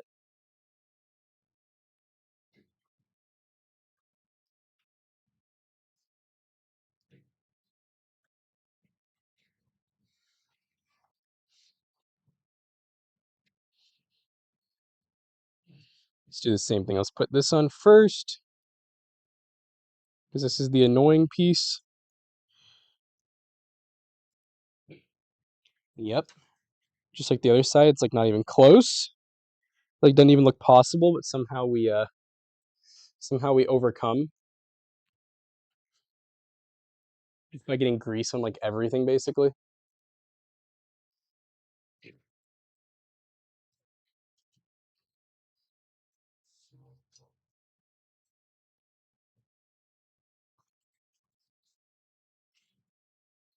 The problem is this part, I don't know why they make this part so damn tall. Like it should not be this tall.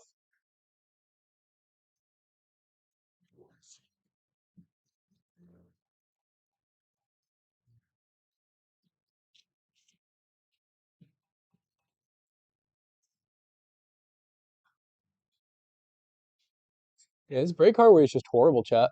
I don't know. I don't like it.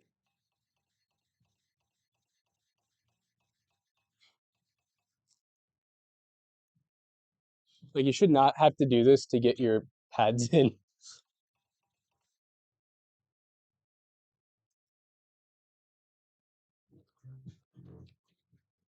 There we go. All right. There's one in. I'm gonna kind of leave it a little crooked so we got some non-springiness to come back out and try to kill us. Saw what happened when I took it off. It like flew out. You gonna go slice up a watermelon for the kiddos? Hell yeah. A little healthy snack. Mostly water. You used to work in cars as a mechanic? Cool. How long did you do that for? I always make the joke that cars and computers go like hand in hand because like every person that's like interested in PCs for the most part at least has some appreciation or background in cars, you know? I'm not really sure why that is. Maybe I don't know. Technologically.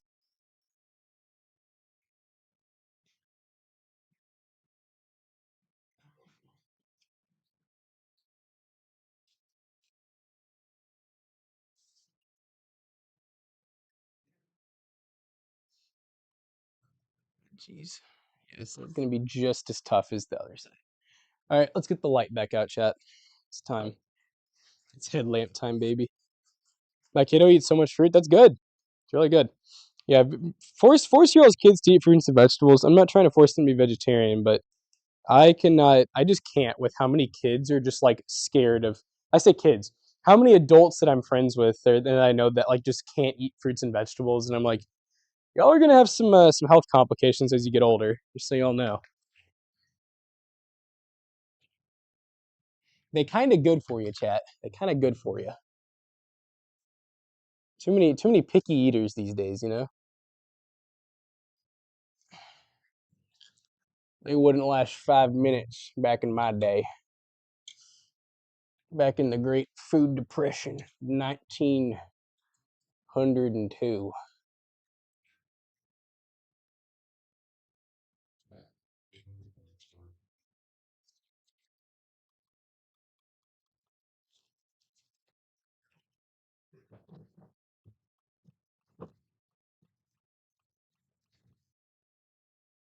That side, that was really close. I don't have as much hammering room, sadly. Oh,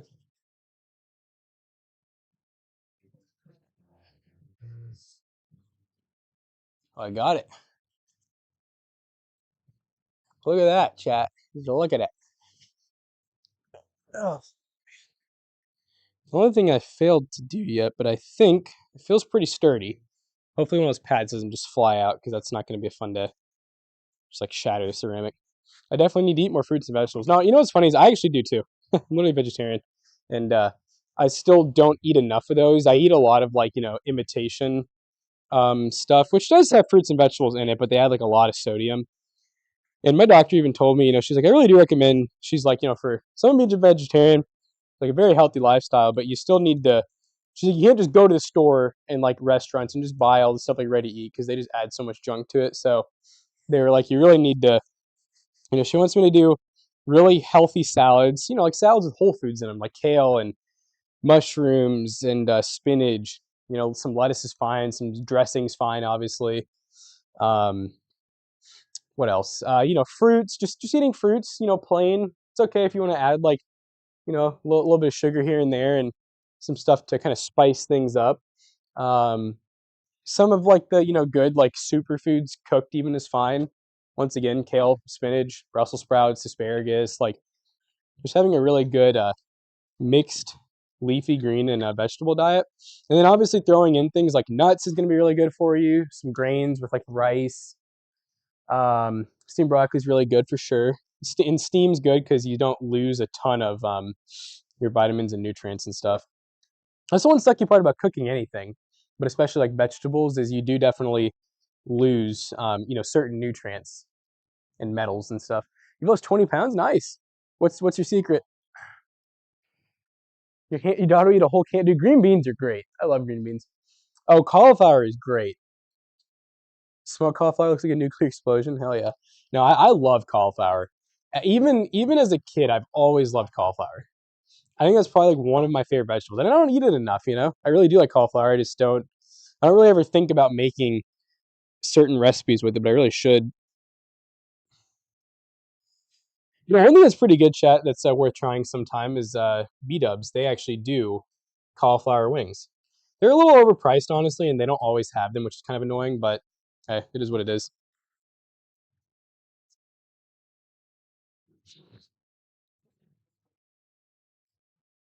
Cauliflower is ghost broccoli. It really is like a flavorless broccoli. It doesn't have a lot of flavor to it, but I really like the texture of cauliflower a lot more than broccoli.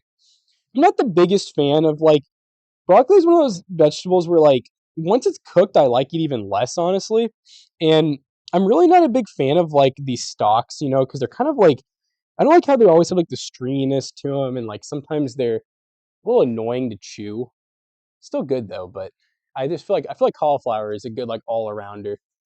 Doesn't have a lot of flavor though, is the one downside, I guess. So you definitely gotta add a little something something to it.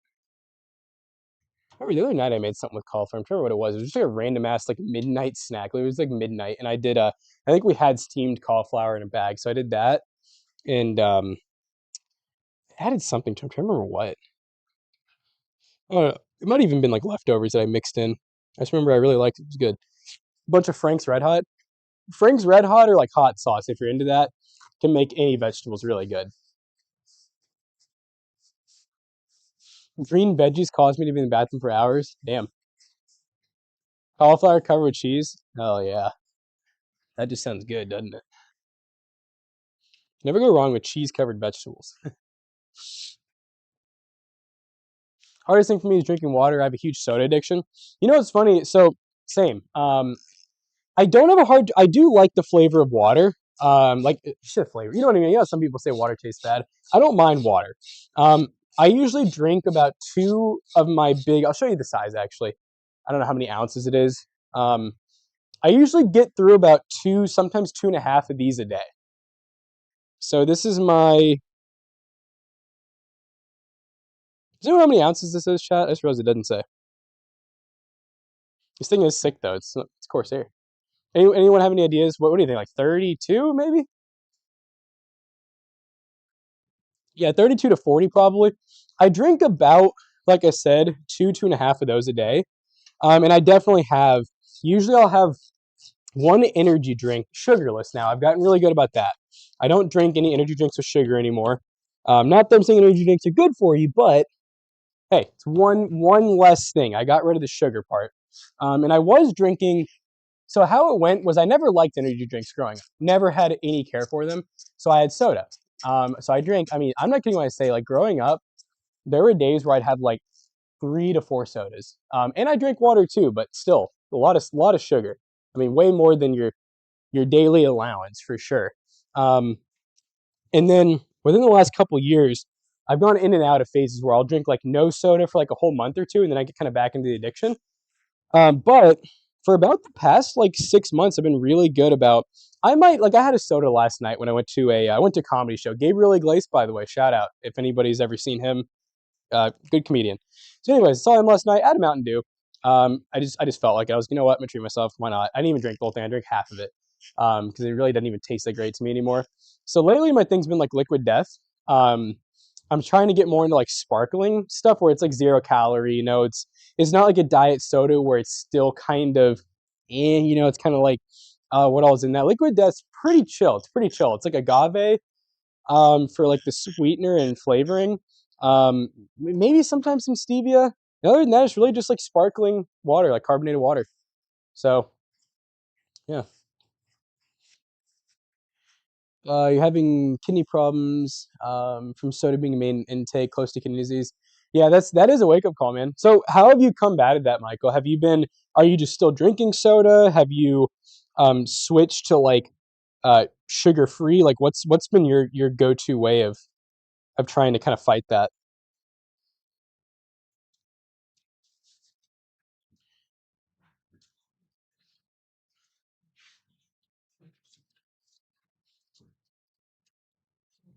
All right.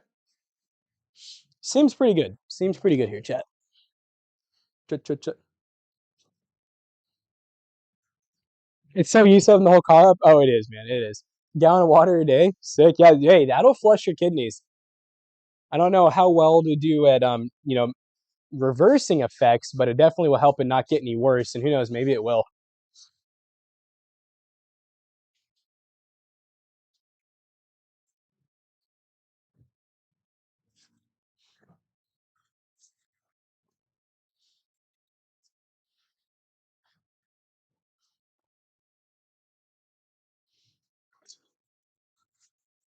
Definitely gonna drink more water. It's just hard sometimes. Yeah, I feel it.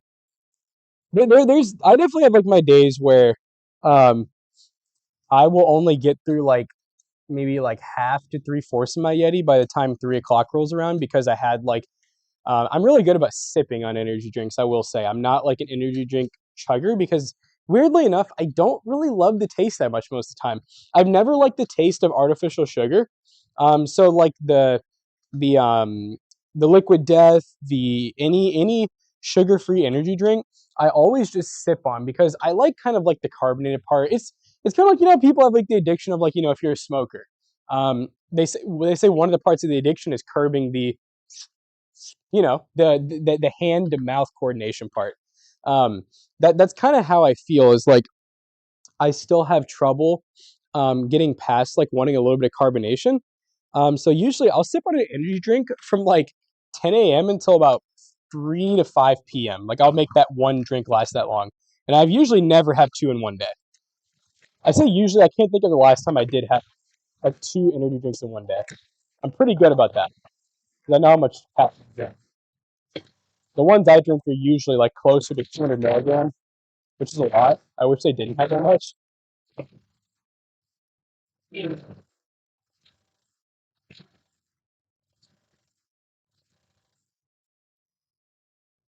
She spins. Yay.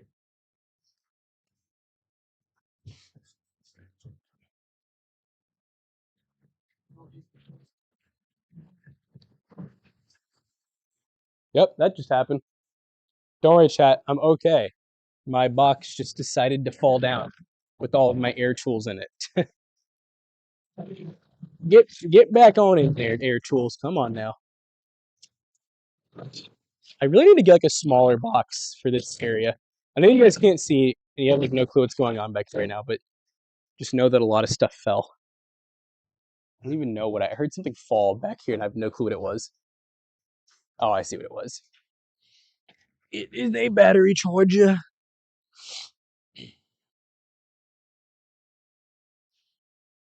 You smoked a cigarette after 4.5 years of doing it? Like just for fun?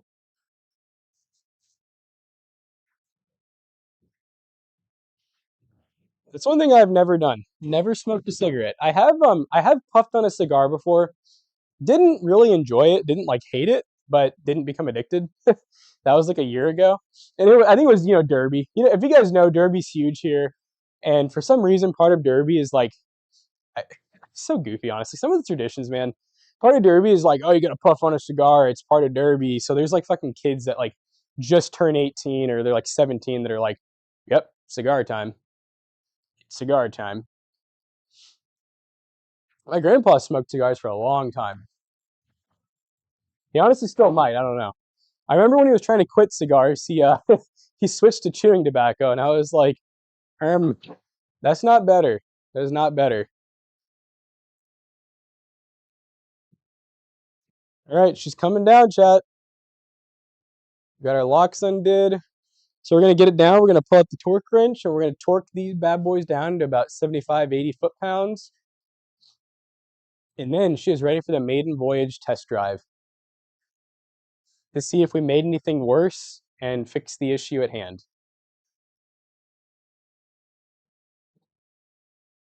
Because you just never know. You never know if you could have just made it worse.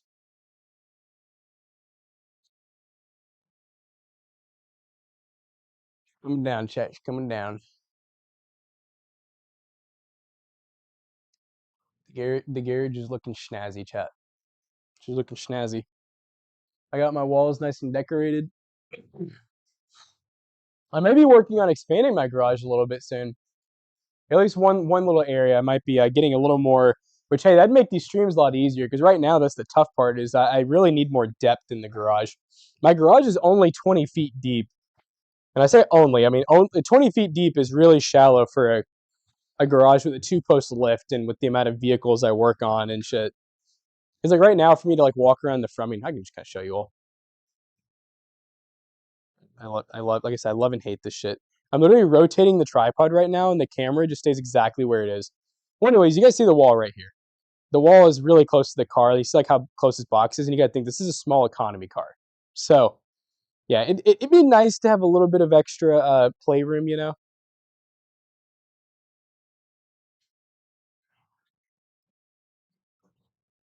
Most times I've smoked just because I felt like having something in my mouth. As sus as that sounds.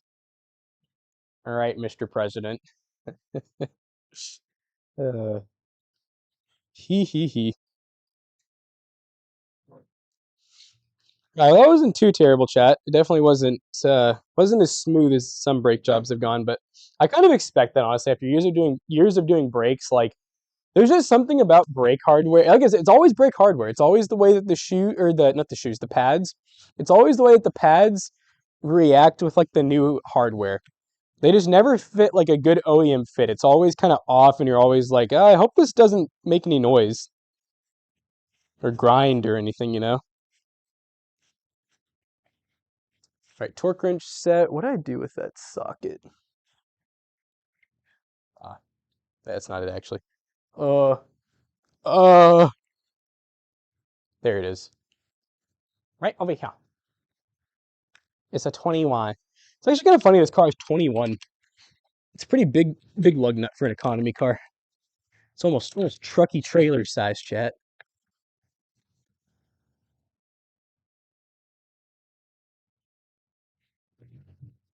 Yeah, it's crazy how much these things have really put out some brake dust because um I cleaned the car not too long ago and I cleaned the wheels and they're already covered in black brake dust again. Maybe that's part of them being warped, maybe they were creating a little bit of extra dust compared to normal. Who knows? I'm gonna load this oh, that rolled.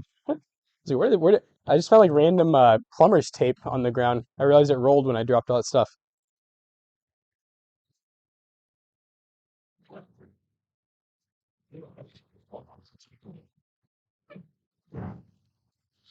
I really need to remember when I go into work today to do a trash dump. My truck bed's just filled with cardboard and stuff to recycle and indoor throw away.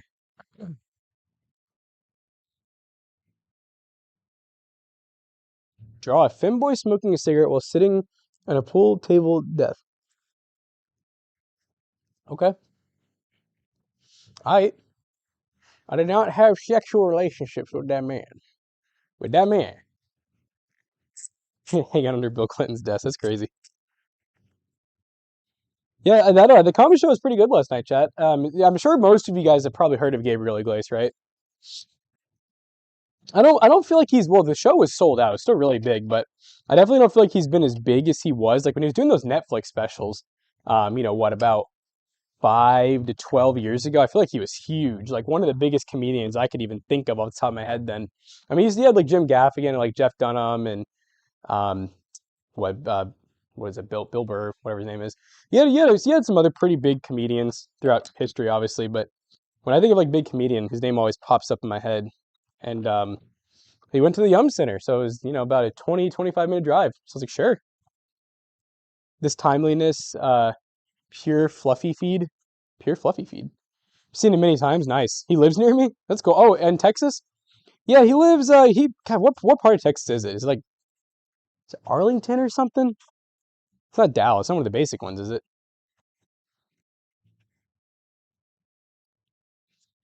But yeah, I don't know. It seems like he's doing pretty good. He's doing a full tour right now. And oh, he announced he's going to be doing a tour um, after this one.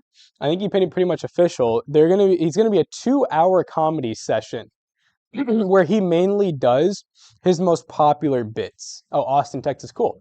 I'm assuming that he'll probably have some new stuff sprinkled in, but he basically has said he's gonna ask all the audiences, and he kind of basically said at the end of the show, he's like, I'll be doing this for sure because he got such good reactions. But he basically was like, normally comedians won't go once they finish a tour, they don't tell those same jokes over and over again, right? Because that'd get boring really quick. Um, but he was saying because I mean, yeah, let's just be honest. Some of his bits, like the chocolate cake, the donut one, they're so popular that like people will gladly hear them again. And most of those, like I've already forgotten. I remember seeing a lot of those as a kid and thinking, "Wow, this is so funny." I mean, I didn't need to see it again, but now it's been like 10 years since I've heard some of those jokes. So the stories are really good. Last time I saw him go talk for hours about VW buses, I could see it. He really likes the Volkswagen stuff. I bought when I was there. They had honestly, it was really expensive, and I really shouldn't have spent the money, but I did. It was like $100 mystery box, um, because what was his friend Martin opened up for him, and he was like, "Yeah, I really do suggest if you're gonna buy anything, buy that mystery box. I know it's $100, but he's like, I promise you, the amount of stuff in it is well over 100, which it was. I got like two Funko Pops, um, a mini Funko Pop keychain, a really cool magazine that he's featured in and like his car collection's in, and it's like a Volkswagen magazine actually. It's really cool. Um, I got a beanie that's embroidered, a hat that's embroidered, a Tervis that has his name on it, a sticker pack, and a couple other things. So yeah, I didn't really feel too bad about it honestly. So yeah, fun time though. It was good. And I'm glad I can cross it off the bucket list. That's really my big thing is that whenever I see like a good concert, a good stand-up act nearby, I just want to do it just to say I've experienced it. Even if it's not like my favorite artist or my favorite comedy act, whatever. Like I'll just go if I realize it's convenient because I'm like, oh yeah, it'd be cool to be able to say that I saw that person at one point. especially because a lot of the stuff I like is older too. I'm definitely I don't want to sound like that guy, but I'm not like other young guys because I'm 27, but like most of the music that I like, a lot of those artists are already either retired or retiring soon. Like growing up, my favorite band was definitely by far Metallica, and I'd say now I still like I've seen them like three times now. But like I really love Deftones. Um, it was Gabriel Iglesias, if that's what you're talking about. Um, I got to see Jeff Arcuri. Now he's a newer comedian, newer in terms of like blowing up and getting big. But I saw him because I just really liked I really like his crowd work and stuff. He's really funny to me. Um, many other bands I've seen too. I can say I got to see Ozzy Osbourne live, right? Nobody else can say that now. Which is really I'm sad, but it's cool to me. Like I'm glad I got to do that because I think I saw him at Louder Than Life. When was that chat? Like I don't even know if anyone knows. 2019, maybe before then, 2016. Um, I've seen like Cheap Trick live. I've seen a lot of like older bands. I've seen Judas Priest a couple times. Um, Deftones your favorite band? Dab it up, brother. Yeah, no, I love Deftones. They're the one band that so normally I'm pretty picky about music. I usually only like one or two songs from like every artist, right? Like even rap, I'll have one or two songs that like I really like from like a rap artist, but other than that, I cannot stand listening to them. Um, Metallica for a long time was like my favorite band ever. They have probably about half of their songs I don't really like that much, and I will skip them. Deftones is like the one band where like for whatever reason, I like will usually never skip one of their songs. Like I can't think of a song that I'm just like, yeah, that one was really a miss. There's songs that I like more than others, but but I know everyone has a band like that, right? I'm assuming. Does everyone have a band like that? Because I never did until them. I really didn't. Like up until I discovered Deftones, and even then, not right away did I like all their music. I really listened to the same like three songs. Then I kind of started branching out, and now I think I've heard probably three-fourths of their whole entire library, maybe more. And I haven't had one where I'm like, oh, that song kind of sucked. For Tool, is it Tool? Like Tool, do you have any songs that you dislike that Maynard's put out in any of his three bands? I guess another question is, do you like all of his bands? To be honest, it's MJ. Really, Michael Jackson, Mental Metadone. That's so funny. But hey, I agree with you. I he's a very one of the most talented artists of all time for sure. It's not really my kind of music, so once again, when I think of Michael Jackson, I can think of only a couple bangers that I really like and I would throw on right now and listen to. Everything else is a little too soft for me and not really my style, but definitely I could see that. That's how you work to start listening to Deftones too. Sick. That is sick. He wrote all of his own songs. I could see he probably wrote other people's songs too. Tool, then A Perfect Circle, then Pucifer. So, but do you like everything that they put out though, Tool? Like, is there anything that you'll skip? Will you skip any Tool songs? Which for you, I could see you doing because, to be fair, you've been listening to Tool since they came out. For me, Deftones is like they came out in what the early mid '90s. Um, so of course, I've only been really listening to them hardcore for a few years. So I could definitely see me 20 years from now, 10 years from now, maybe skipping some Deftones songs. Least favorite is Pucifer. Okay, so you'll skip some of their songs, is what I'm hearing. You won't admit it, so you gotta say it. You gotta say it loud and proud. Say I skipped some of their songs. Yeah, Shinedown's really good. They're a pretty impressive band. I've seen them, I think, once or twice. Okay, so a couple bands I would like to see. Assuming that they end up like I know they've kind of been on and off, but I like to see Rage Against the Machine, and I like to see System of a Down. Those are two bands that like I haven't gotten to see that I would like to see. Passengers that get what got you into Deftones? Hell yeah. What's funny is Passenger I was reading, that was a song where they just wanted his help writing it. And once Maynard like showed up at the studio, it ended up just becoming like, him featuring in the song. But originally he was just supposed to help write the song and help like direct it. Avenged Sevenfold I've seen twice. Funny enough, Avenged Sevenfold's one of those bands where I remember growing up, I went through a phase where I liked them where I had about 5 songs I listened to on repeat. And I don't know, I kind of like I grew out of them, I feel like, and now I've kind of come back a little bit where they have like 3 or 4 songs that I really respect and I'm like, oh, it's really good. Voices Go Chef Kiss. Oh, for sure.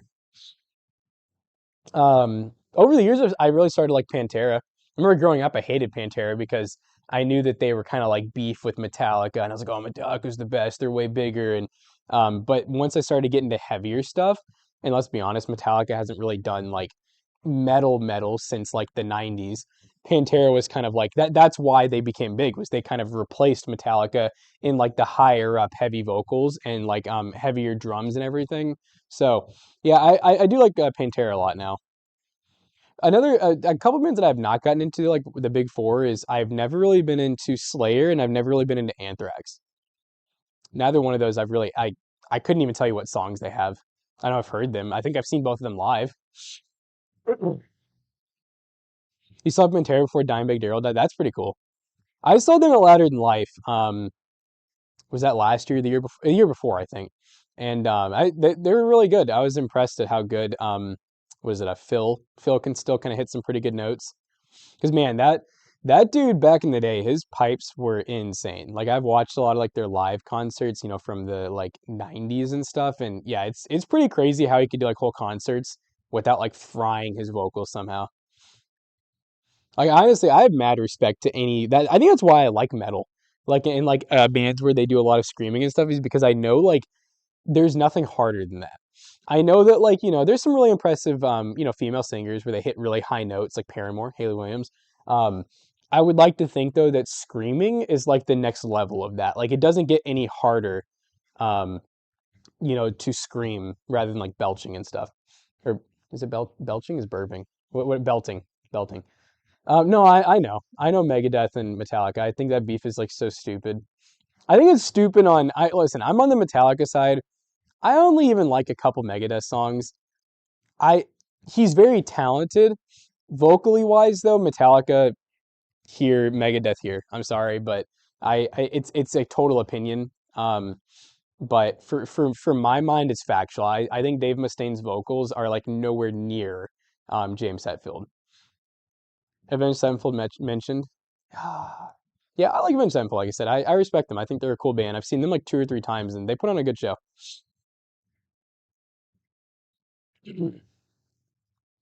Yeah, they've kind of made up like multiple times, but also haven't made up. It's kind of weird. It is really weird. Like, eh, Dave Mustaine still like can't let go, if that makes sense. Like he still is like, oh, I actually wrote their first 3 albums, and um, Lars can't play the drums, and this and that. That's what. Oh my god, dude, that drives me fucking insane. Is every time I see anything Metallica live, I hate looking at the comments. He's always Lars can't play, and I'm like, he's one of the biggest drummers in the world. Whether he can or can't play super well, he's clearly making it work. So, have you heard? Was that Will? Is that Romeo? Will Ramos Rage? Range? No, I don't know what that is. He just couldn't stay off drugs, Mustaine. Yeah. Well, and that was the thing I think that is so like upsetting about him is James Hetfield also, an alcoholic. I mean, he still does have alcohol struggles. And so I think that's what his thing always is like, well, I smoked a lot of weed and like some coke and stuff. He's like, James, he was a violent alcoholic and blah blah. And I'm like, I mean, that's the fair point, but I'm like, guys, we're past this, Dave. Like, you got a successful band, man. Megadeth's worked great for you, and you're the front man of it. You're the rhythm guitarist and the lead singer.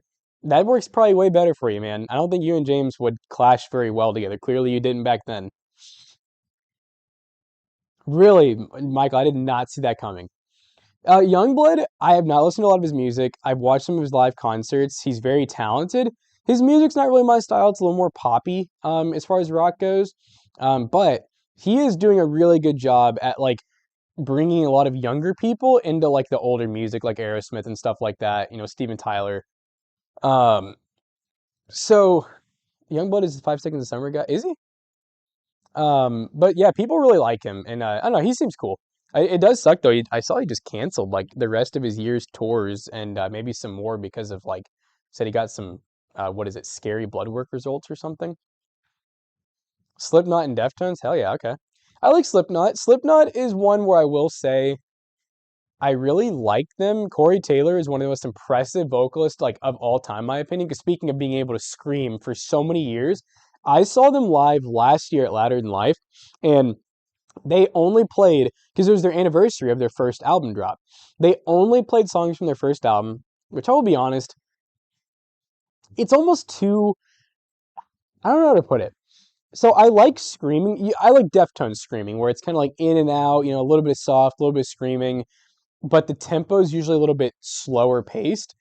Slipknot's a little too much for me, surprisingly. I don't like when the drums are just, you know, just constant. I feel bad. I'm like beating on the wall.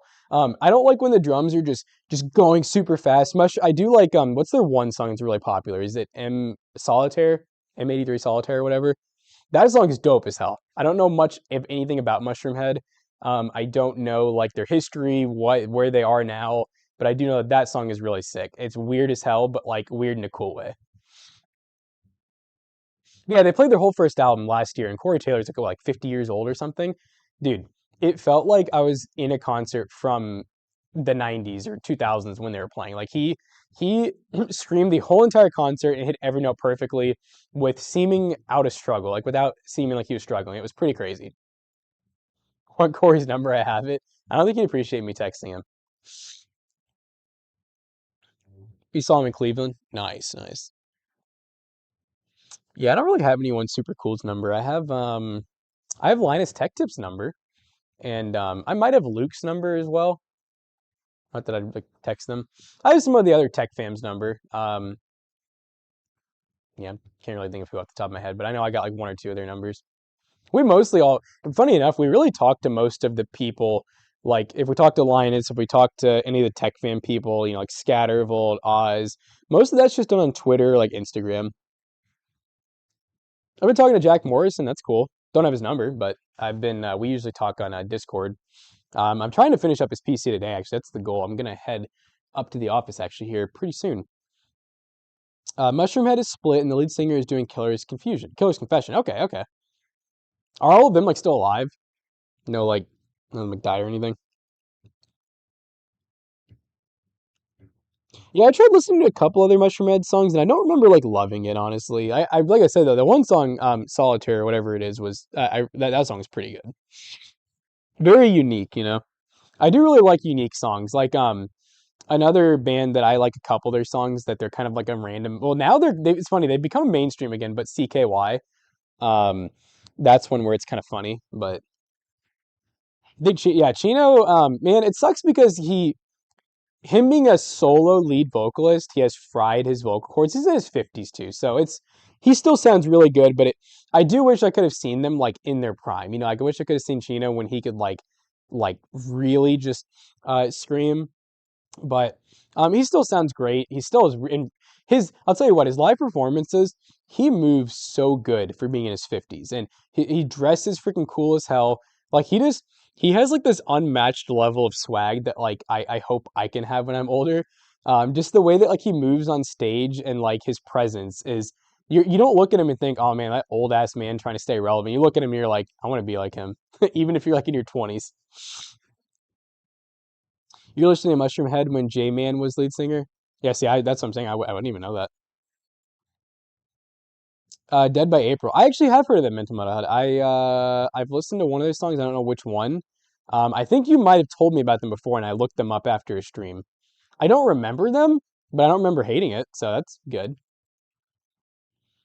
I'm impressed by some of the new Decades bands. So we got Bad Omens, Bear Two Stars. So yeah, there's some good ones there.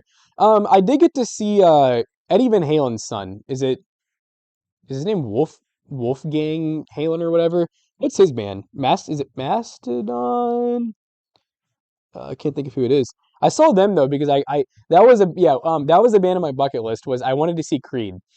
So it was Jonah and I and our significant others. We went to Lexington to Rupp Arena earlier this year, and we saw Creed, Daughtry, and Mastodon. Originally, though, it was going to be Creed, Three Doors Down, and Mastodon, which I really wanted to see Three Doors Down. I really hope he's doing okay and everything, but obviously they had to cancel for his health. But man, that would cross two off the bucket list. Although I'd never seen Daughtry, I don't think. And Daughtry, they were pretty good live. I gotta say, I'm not really a big fan of I'm like a lot of people. A lot of people don't love Daughtry. Like you either love him or hate him. He's kind of like Stained. He's like freaking what is it, Aaron Lewis from Stained, where they have like this really um, whininess to them, which you either love or hate. But I liked seeing them live. It's pretty good. You saw Three Doors Down days after 9/11. Wow. Yeah, I bet they talked about that on stage a little bit. Yeah, Mammoth. Yeah, they were pretty good. You don't do well in crowds of loud strangers. Yeah, I agree to that. Starset started a cult, and I punched the lead singer so hard he was out. Oh, all right. Okay. Well, chat, yeah, I think we're pretty good here. I need to test drive this, so I don't want to just like leave the stream going, and I need to go to work. I gotta work, chat. I mean, come on, I gotta freaking go work. So, anyways, you saw Creed. Oh, you never had to see Creed. Man, they're doing so good. I gotta say before I head out too, I love the era that we're in. Where like it was funny because years ago, like in high school and stuff, I'd get made fun of, called old man for like all of the I didn't like new music. I liked a lot of the older stuff, and it's funny because everybody, I feel like for the most part, is craving the older stuff. Like Creed is almost the biggest they've ever been. Deftones is actually bigger than they ever have been in history. Bands like System of a Down, like Rage Against the Machines, they're like getting back together to do like tours because they're so sought after right now. Like people are tired of a lot of the new shit. I mean, even a lot of the new bands, right? Even a lot of the new bands are trying to, like Youngblood's a good example. I know Michael's talking about them. They're doing a good job at like, guys, the old shit's the good stuff. Let's keep working on that instead of making mumble rap. you know. I will, Weird Al. I'd like to see Weird Al. He's gotten, I feel like, kind of big again too. Actually, I think he hasn't he been touring. I kind of missed him actually. He was at the Yum Center, and I probably should have gotten tickets because I would like to say I've seen him, but I don't know anything that he does besides his covers of like Michael Jackson. That's really like all I can tell you. All right, let's see who all do we got live. We've got Tim the Tatman playing Arc Raiders. Okay. He's got plenty of viewers though. He's doing all right. Giant Waffle. Let's see. Let's do. We didn't have it. Did we have a guide to raid? I don't think we did. Thank you, A Square Pancake for the sub. What's the beef? What is that from? I know it's from something. I couldn't tell you what it's from. This guy's doing console repair. Okay.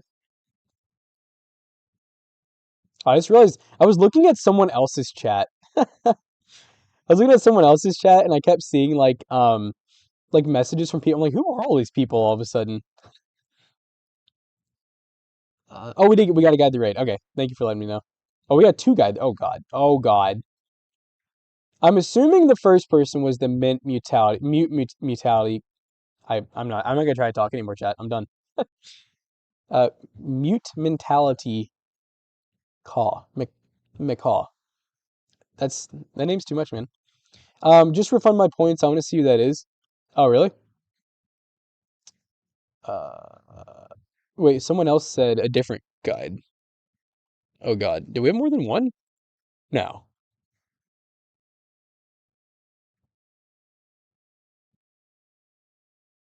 So this person, Maik, however you pronounce that. All right, let's see what they're up to. Let's make sure it's semi PG. They're playing Fortnite. Fortnite. Oh, like I see Arcane literally in the chat. Okay. Yeah. Thank you for doing that. For being cool with seeing this other person. Makes things a little easier, so I don't went out to fight over the guy they raid. But they're playing Fortnite. Hey, we don't raid a lot of Fortnite streamers, so it's like some good variety. We're gonna get the Fortnite Battle Pass today, chat. Don't forget, tomorrow I'll be live at 6 p.m. Eastern Standard Time. Probably not doing car stuff, maybe, who knows? But more than likely gaming, probably Apex. Apex has been going really good. I don't know if it's gonna stay good, but I'm on like a like top 5, like 10-game win streak. I'm already plat again. I'm already like a quarter of the way through plat too. So Diamond's seeming very feasible this season, chat. Seeming very feasible. Maybe Masters, who knows? But all right, guys, sending you off on a raid. See you guys tomorrow, 6 p.m. Eastern Standard.